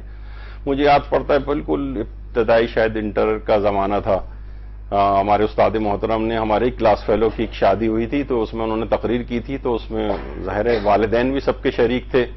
تو اس میں انہوں نے یہ کہا تھا کہ دیکھیے والدین کو مخاطب کر کے کہا کہ بیٹا اب تک جتنا وقت آپ کو دیتا تھا اب یہ نہیں دے گا، اور اگر اس نے دیا تو یہ حرام ہو جائے گا اس کے لیے. جتنا یہ پیسے آپ کو ابھی تک لا کے دیتا تھا اب یہ آئندہ اتنے لا کر نہیں دے گا، اس میں کمی واقع کرے گا کہ اسے اور حقوق بھی اس کو ادا کرنے. تو بیٹے کو کوئی انسان میں نے مجبور کرے کہ وہ بالکل شادی سے پہلے جیسی زندگی ابھی تک ویسی رہے، نہیں، اس کے ٹائم کو ڈیوائیڈ ہوگا، اس کے توجہات بھی ڈیوائیڈ ہوں گی، اس کے پیسے بھی ڈیوائیڈ ہوں گے، یعنی اب وہ پہلے کی طرح سے اس سے ایکسپیکٹ نہیں کرنا چاہیے. تو اگر وہ اس طرح سے کوئی مجبور کر رہے ہیں تو یہ بات بھی والدین کی نہیں مانی جائے گی. اور اسی طریقے سے ترک مستحبات کے اندر بھی اطاعت کا جو مسئلہ ایک ہوتا ہے کہ مثلا والدین اگر یہاں یہ والا تو وہ پچھلی جو میں نے مثالیں بیان کی تو وہ والی مثالیں ہو گئیں کہ جس میں ان کی بات نہیں مانی جائے گی والدین کی. لیکن بہت سی ایسی چیزیں بھی ہیں اسلام نے بہرحال ان کے اس لحاظ سے حق رکھا ہے کہ اگر والدین کسی مستحب کام کو ترک کرنے کو کہیں، مثلا حالات خراب ہیں جیسے میں نے پہلے بھی مثال دی تھی، کرفیو لگا ہوا ہے، یا مثلا قتل و غارت گری ہو رہی ہے اور بچہ لیکن وہ کہہ رہا ہے کہ مثلا میں مسجد میں نماز پڑھنے جاؤں گا نماز فجر کی. اب والدین فکر مند ہو رہے ہیں، اب وہ ان کو اذیت پہنچ رہی ہے، وہ اس کی اس کی فکر مندی یہ ہو رہی کہیں اس کو کوئی نقصان نہ پہنچ جائے. اب والدین کی اس ترک مستحبات میں والدین کی اطاعت کرنا واجب ہے، کیونکہ ان کو اذیت پہنچ رہی تمہارے اس مستحب کام کو انجام دینے کی وجہ سے.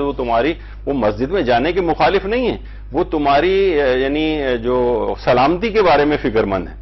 تو یہ بھی پھر اسلام کہتا ہے کہ نہیں، اب والدین کا حق یہ ہے کہ ان کی اس بات کو مانو اور اس مستحب کام کو چھوڑ دو، مسجد نہیں جاؤ، گھر میں نماز پڑھ لو. یا اسی طریقے سے مثلا بعض اوقات یہ ہوتا ہے کہ اگر کوئی مستحب روزہ کسی کو رکھنا ہے، بہت شدید گرمیاں ہو رہی ہیں، جسمانی حالات اتنی نہیں، لیکن آپ کو بہت دل چاہ رہا ہے کہ آپ مستحب روزہ رکھیں، لیکن والدہ یا والد کو اذیت پہنچ رہی ہے، تو اللہ پھر کہتا ہے کہ نہیں، پھر تمہارے لیے مستحب روزہ رکھنا حرام ہو جائے گا، مت رکھو روزہ.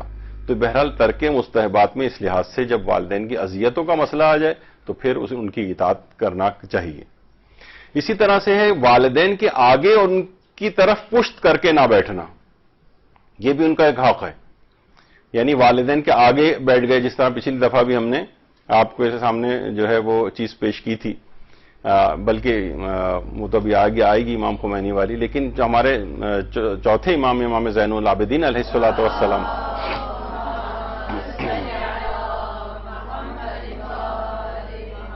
کہ زرارہ سے روایت کی گئی، کسی نے امام سجاد سے کہا کہ آپ لوگوں میں سے سب سے زیادہ نیک و برگزیدہ ہیں، لیکن آپ اپنی والدہ کے ساتھ ایک برتن میں کھانا نہیں کھاتے، حالانکہ وہ یہ چاہتی ہیں. تو امام سجاد نے فرمایا میں پسند نہیں کرتا کہ میرا ہاتھ اس لقمے کی طرف سبقت لے جائے جس لقمے کی طرف میری ماں کی آنکھیں سبقت لے جا چکی ہیں. یعنی ایسا نہ ہو کہ مثلا کھانا کم ہو، میں نے نکال لیا اور والدہ کی خواہش تھی تو وہ کھانا کم ہو گیا میری وجہ سے، وہ ظاہر ہے وہ تو منہ سے کچھ نہیں بولیں گی، تو وہ کہتے تھے میں ڈرتا ہوں کہ کہیں ایسا نہ ہو جائے. اچھا بہرحال اب یہ بھی کہ چوتھے امام کی تو آپ کو پتا ہے کہ جو والدہ تھیں حضرت شہربانو، وہ تو امام کی پیدائش کے چند دن بعد ہی انتقال کر گئی تھیں.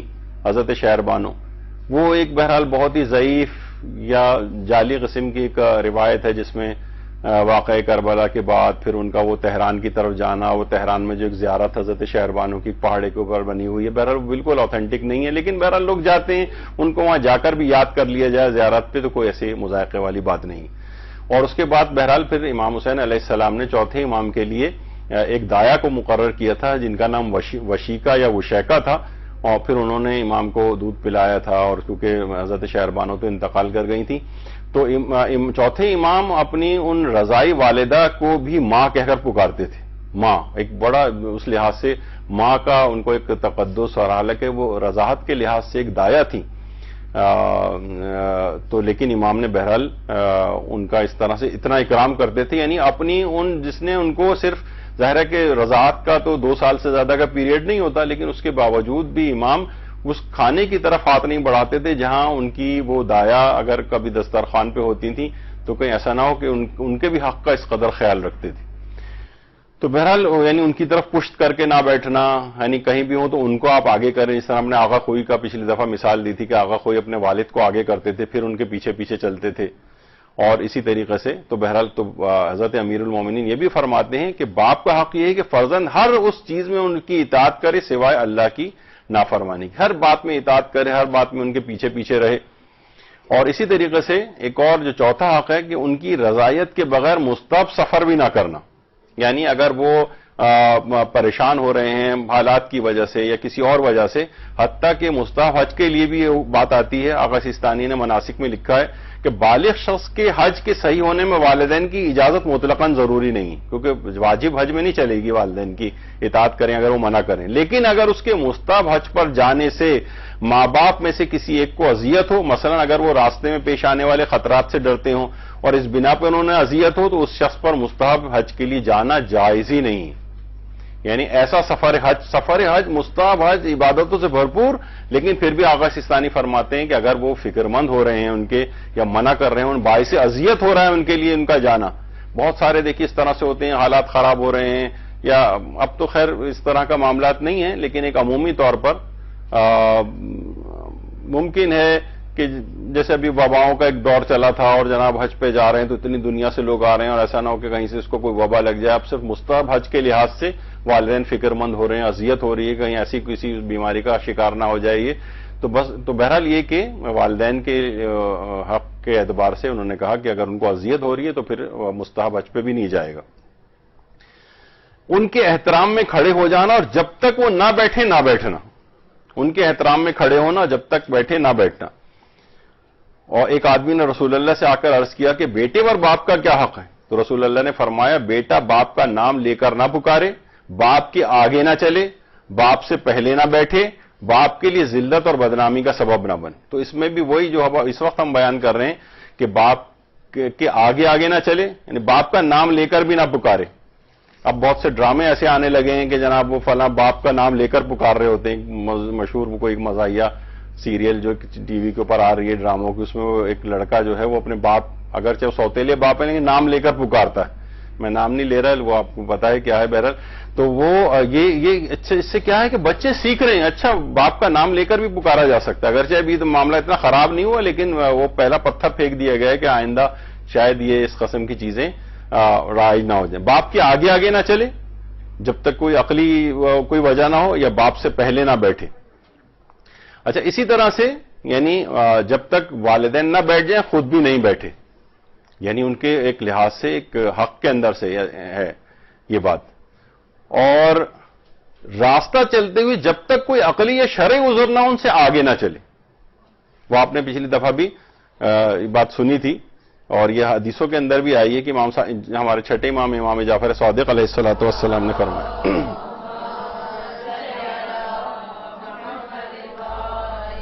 کہ جب بھی تم والدین کی طرف دیکھو تو تمہاری آنکھیں رحمت اور شفقت اور نرمی سے پور ہوں. ان کی آواز پر اپنی آواز کو بلند نہ کرو، ان کے ہاتھ پر اپنے ہاتھ کو بلند نہ کرو، ان کے آگے نہ چلو، آگے بھی نہ چلو ان کے. دیکھیے امام خمینی کی جو بات پچھلی دفعہ ہم نے عرض کی تھی نا کہ جب وہ وزیر صاحب ملنے کے لیے آئے تھے تو وہ خود آگے تھے، وہ پوچھا یہ جو پیچھے کھڑے ہوئے یہ کون ہے؟ اس نے کہا یہ تو میرے والد ہیں. تو امام خمینی اس لحاظ سے ناراض ہوئے کہ اگر یہ تمہارے باپ ہیں تو ان کو آگے کیوں نہیں رکھا، ان کو پیچھے کیوں رکھا ہوا ہے تم نے؟ ان کو ہمیشہ مقدم جو ہے وہ رکھنا چاہیے تھا. خانم زہرا مصطفی امام خمینی کی بیٹی یہ فرماتی ہیں کہ امام خمینی اس قدر ہمیں تاکید کرتے تھے اپنی ماں کی عزت کرنے کو. وہ کہتے تھے کہ تمہاری جنت تمہاری ماؤں کے قدموں تلے ہے، لہٰذا اپنے گالوں کو ان کے پاؤں تلے رگڑا کرو تاکہ تم اس جنت کو حاصل کر سکو. یہ کہتے تھے ان سے خانم زہرا مصطفی.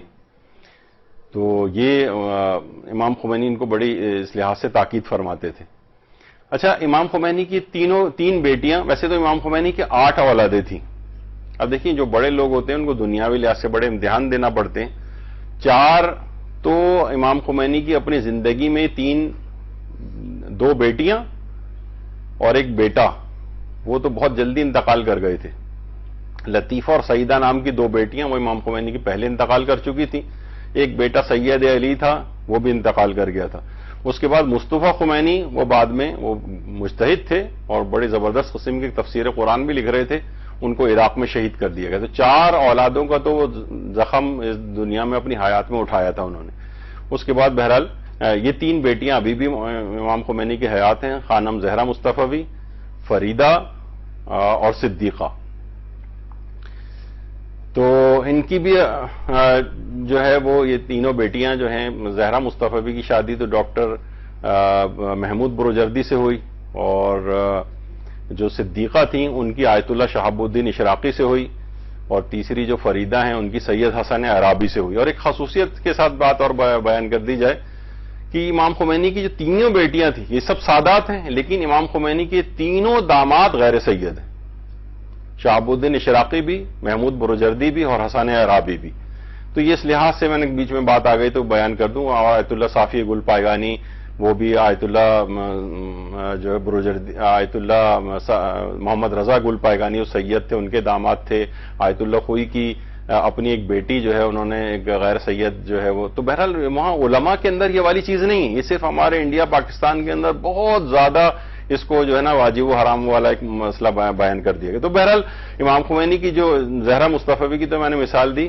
خانم یہ جو صدیقہ ہیں غالباً یہ رائٹ سائڈ کے اوپر آیت اللہ شہاب الدین اشراقی کی جو بیوی ہیں، وہ کہتی ہیں ایک دفعہ ہم امام خمینی کے ساتھ جو ہے وہ بیٹھے ہوئے تھے، ساری ہم بہنیں بھی تھیں. تو ظاہر جس طرح ہوتا ہے نا کمرہ چھوٹا ہوتا ہے، سب اپنی اپنی نشستوں پر ہیں. ہماری والدہ آئیں تو ظاہر بیٹھنے کی کوئی جگہ نہیں تھی، تو امام خمینی وہ دیکھ رہی تھی جگہ کہاں اپنے لیے وہ ہو، تو وہ امام خمینی بہت ناراض ہوئے ہم پر، کہ تم دیکھ نہیں رہی ہو کہ تمہاری ماں کھڑی ہوئی ہو، تم لوگ بیٹھی ہوئی ہو. کہہ رہے ہمیں بہت ڈانٹا انہوں نے.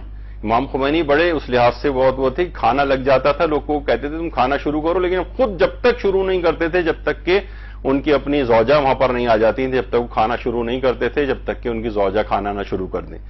تو بہرحال اور اپنی بیٹیوں کو بھی تاکید کرتے تھے، کہتے تھے یعنی یہ کیسے ممکن ہے کہ تم سب لوگ بیٹھے ہوئے ہو، بعض اوقات ہوتا ہے نا کہ آپ بھی بیٹھے ہوئے ہیں، والدہ آئیں، وہ ان کو جگہ نہیں مل رہی ہے، وہ پھر بیچاری کہیں ادھر ادھر کونے قدرے میں کہیں جو ہے بیٹھ جاتی، فوراً آپ کو احترام اور تعظیم میں کھڑے ہو جانا چاہیے اچھل کر، اور ان کو بہترین جگہ پہ لانا چاہیے. یہ ان کے احترام کا تقاضا ہے، روایات میں آیا ہے جب بھی امام خمینی اس قدر تاکید فرماتے تھے. تو اب ساتواں حق ہے کہ ہمیشہ ان کی خدمت کے لیے تیار رہنا، ہمیشہ.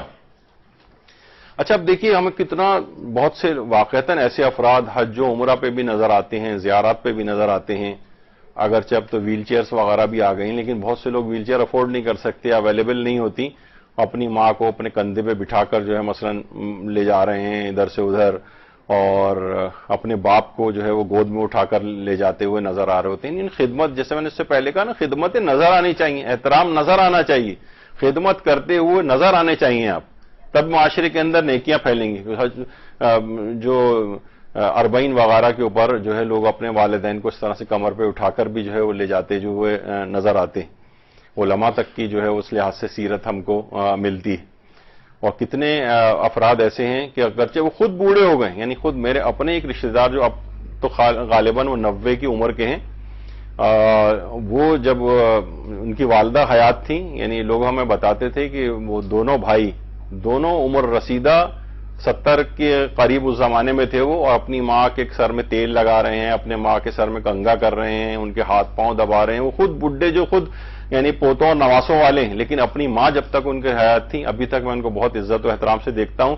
اور واقعتاً 90 سال کی اس وقت ان کی عمر ہے، اور یعنی دنیاوی آثار بھی ہوتے ہیں نا اس کے، یعنی ابھی تک وہ ایک عام جوانوں سے کہیں زیادہ صحت مند جو ہے وہ اس وقت ماشاءاللہ ہیں، اور انتہائی ایکٹیو، ہر جگہ ہر موقع پہ نظر آتے ہیں، ورنہ تو عام طور پر 70-75 سال میں آدمی بالکل زمین گیر ہو جاتا ہے وغیرہ. تو دنیاوی لحاظ سے بھی یعنی ماں باپ کی خدمت کرنا، ان کے ناخن کاٹ رہے ہیں اور یہ کر رہے ہیں اور وہ کر رہے ہیں، یہ سب چیزیں یہ معاشرے کے اندر جن افراد جو ایکسپیرینس کرتے ہیں پھر وہ ان کے دنیاوی اثرات بھی ان کو نظر آتے ہیں ہمیں. امام خمینی کی جو بیٹے احمد خمینی، مصطفیٰ خمینی کو تو شہید کر دیا گیا تھا، احمد خمینی یہ آخری وقت تک امام خمینی کے ساتھ تھے.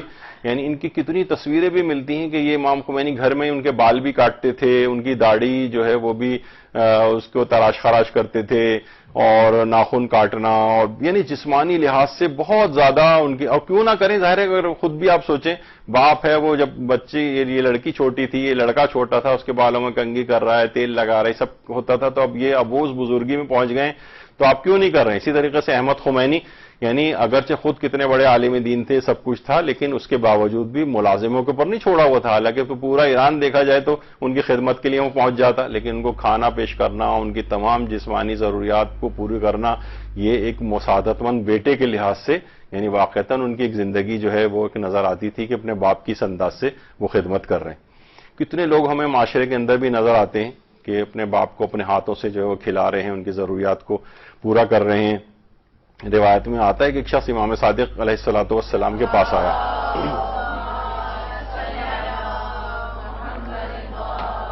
کہا میرے والد بہت بوڑھے ہو گئے ہیں، کمزور بھی ہیں، جب بھی انہیں کوئی حاجت ہوتی، حاجت سے مراد وہی حاجت ضروریہ، پیشاب وغیرہ کی اور رفع حاجت کی، تو ہم انہیں اٹھاتے ہیں، ان کی حاجت کو پورا کرتے ہیں.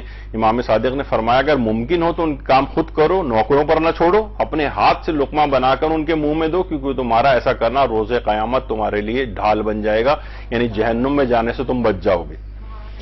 تو والدین کی اس لحاظ سے جسمانی طور پہ یعنی اگرچہ نوکر خدمت کے لیے موجود ہو، لیکن جسمانی اعتبار سے خدمت ان کی کرنی چاہیے. اور خاکساری سے قرآن نے بھی کہا کہ اپنے کاندھوں کو ان کے سامنے جھکا کر رکھو. صاحب ابن عباد ہمارے ایک بہت بڑے عالم گزرے ہیں، آل بویا خاندان میں ایک لحاظ سے وہ اس زمانے میں وزیر اعظم کے طور پر بھی تھے. صاحب ان کو اس وجہ سے کہا جاتا تھا، بادشاہ ان کو اپنے دیکھیے دنیاوی اثرات بھی چیزوں کے ہوتے ہیں. تو یہ صاحب ابن عباد کہتے تھے کہ میری اپنی ماں کا بہت زیادہ تذکرہ کرتے تھے کہ جتنا بھی دنیاوی لحاظ سے بھی اور علمی لحاظ سے مجھے عروج ملا ہے، یعنی اتنے تھے کہ ایک دفعہ ان کو اپنی لائبریری جو کتابوں کی وہ ٹرانسفر کرنی تو 400 اونٹ منگوائے گئے تھے اس زمانے میں. کہا کہ 400 اونٹوں کی ضرورت ہے لائبریری کو ایک جگہ سے دوسری جگہ منتقل کر. تو دنیاوی بھی بہت عروج ملا.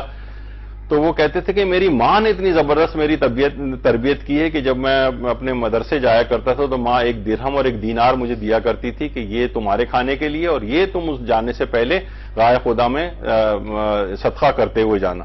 کہا میری ماں نے ایک ایسی عادت ڈالی کہ جب یہ وزیر بھی ہو گئے تھے تو کہتے تھے میں اپنی ماں کی اس عادت کو بھولتے نہیں تھے اور 1 درہم اور دینار جو ہے نیچے تکیے کے نیچے رکھتے تھے اور اپنے ملازموں کو کہا ہوا تھا کہ صبح نکلنے کے بعد پہلا کام یہ کرنا تاکہ میں اپنی ماں کی اس عادت جو مجھے ڈالی گئی تھی یعنی اس کو پہلے ان چیزوں کو صدقہ کرنا اور اس کے بعد پھر میں امور زندگی کو انجام دوں گا.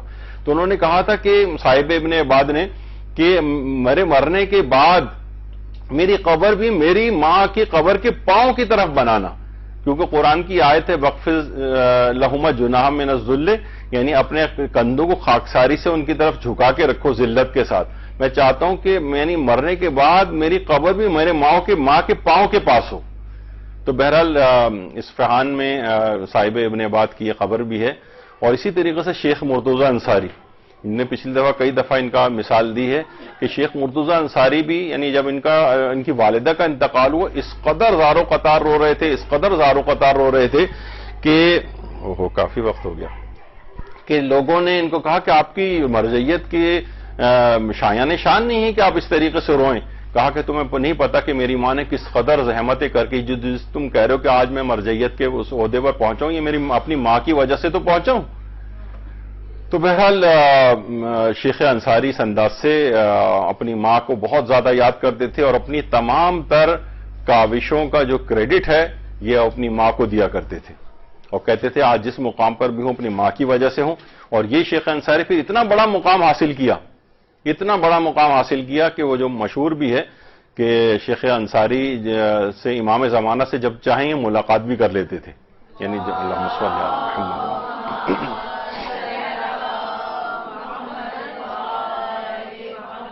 یعنی یہ فوائد ملتے ہیں اس کے بعد, یعنی آدمی علمی مقام بھی حاصل کر رہا ہے, اتنا قابل بن رہا ہے کہ امام زمانہ کی نگاہوں میں بھی آ گیا. امام زمانہ سے بھی جب چاہیں ملاقات کر لیا کرتے تھے. کتنی روایت اس کی حکایات کے اندر ملتا ہے. مرحوم یہ شیخ انصاری کے ایک شاگرد بیان کرتے ہیں کہ ایک رات کو آدھی رات کے وقت میں کربلا میں اپنے گھر سے کسی کام سے نکلا تو گلی میں بارش وغیرہ بھی ہو رہی تھی, وہاں پہ کافی کیچڑ وغیرہ تھی, تاریکی بھی تھی. میں چراغ جو ہے وہ لے کے نکلا تو دیکھا کہ ایک شخص کو کہ وہ جب اس کے قریب گیا تو دیکھا کہ وہ تو شیخ انصاری تھے میرے استاد. میں بڑا حیران ہوا, یعنی یہ ان کے پیچھے تھے, اپنے آپ کو ظاہر نہیں کیا, لیکن میں یہ دیکھ رہا تھا کہ گلی کے اندر جو ہے کافی کیچڑ وغیرہ بھی ہوئی ہے, ان کی آنکھیں بھی کمزور ہیں, ایسا نہ ہو کہ کوئی نقصان انہیں پہنچ جائے. پھر میں نے دیکھا کہ شیخ انصاری بہرحال ایک گھر کے سامنے جا کر رکے ہیں. اس گھر کے سامنے رک کر انہوں نے پہلے زیارت جامعہ پڑھی اور اس کے بعد اندر داخل ہوئے ہیں. اس کے علاوہ صرف شیخ انصاری کے اندر سے آواز سنائی دے رہی تھی, دوسری کوئی آواز سنائی نہیں دے رہی تھی. پھر اس کے بعد شیخ انصاری وہاں سے باہر نکلے, حرم مطہر کی طرف چلے گئے کربلا میں. اور پھر اگلے دن جب میں استاد کے پاس گیا اور یہ ساری بات ان کو بیان کی تو انہوں نے کہا کہ بہرحال جب بھی امام زمانہ علیہ السلام کی طرف سے اجازت ہمیں ملتی ہے تو ہم ان سے ملاقات کر لیتے ہیں اور اس گھر میں ملاقات کرتے ہیں. وہ گھر اب تم کو نہیں ملے گا کہ وہ کہاں ہے. اور پھر اس کے بعد میں وہاں زیارت جامعہ پڑھتا ہوں. پھر اس کے بعد اجازت ثانوی ملتی ہے, دوسری اجازت ملتی ہے. پھر میں حضرت کی خدمت میں حاضر ہوتا ہوں, جو سوالات ان سے پوچھنے ہیں, مدد لینی ہوتی ہے وہ لیتا ہوں. شیخ انصاری نے اس کے بعد اپنے شاگرد سے عہد لیا کہ جب تک میں زندہ ہوں اس مطلب کو کسی اور کو بیان نہ کرنا. تو بڑے بڑے مقامات ان لوگوں نے حاصل کیے اپنی تمام. کہتے تھے مجھے جتنی بھی چیزیں حاصل ہوئی ہیں, جتنے مجھے کمالات حاصل ہوئے ہیں, جتنا میرا علم بڑھا ہے, جتنی تم چیزیں مجھ سے دیکھ رہے ہو, یہ سب میری ماں کی ان دعاؤں اور زحمتوں کی وجہ سے. تم کہہ رہے ہو کہ میں اس کے چیخ کر نہ رہوں. آج تم کو نہیں پتا کہ کتنا بڑا جو ہے میرا سہارا اور آسرا جو تھا, جو میری ماں کی صورت میں تھا, آج وہ مجھ سے رخصت ہو گیا. تو بہرحال ماں کی خدمت سے علماء نے اتنے بڑے بڑے مقامات کو بھی حاصل کیا ہے. ابھی تو آپ نے دیکھا کہ تقریباً 6-7 ہی ہم صرف وہ بیان کر سکے ہیں. ابھی 80 باقی ہیں. انشاءاللہ اگلی 2 نشستوں کے اندر کوشش کریں گے کہ وہ بھی مکمل ہو جائیں. اور اگر 3 نشستیں بھی ہو جائیں تو آپ متعجب نہیں ہوئیے گا، کیونکہ بہرحال اس سے پہلے بھی آپ نے دیکھا کہ درود 1 سے ہم نے شروع کیا تھا اور 5 نشستوں میں چلا گیا. لیکن کیا کریں کہ پھر یہ مواقع ان موضوعات پہ دوبارہ ہم نہیں پھر نئے موضوعات کا انتخاب کرنا پڑتا ہے اور ریپیٹ نہیں کرتے ہیں ان موضوعات کو، تو اچھا ایک دفعہ تمام تفصیل کے ساتھ چیزیں آ جائیں. اور دیکھتے دیکھتے بہت زیادہ گزر گیا. وصلی اللہ علی محمد وآلہ الطیبین الطاہرین. اللہ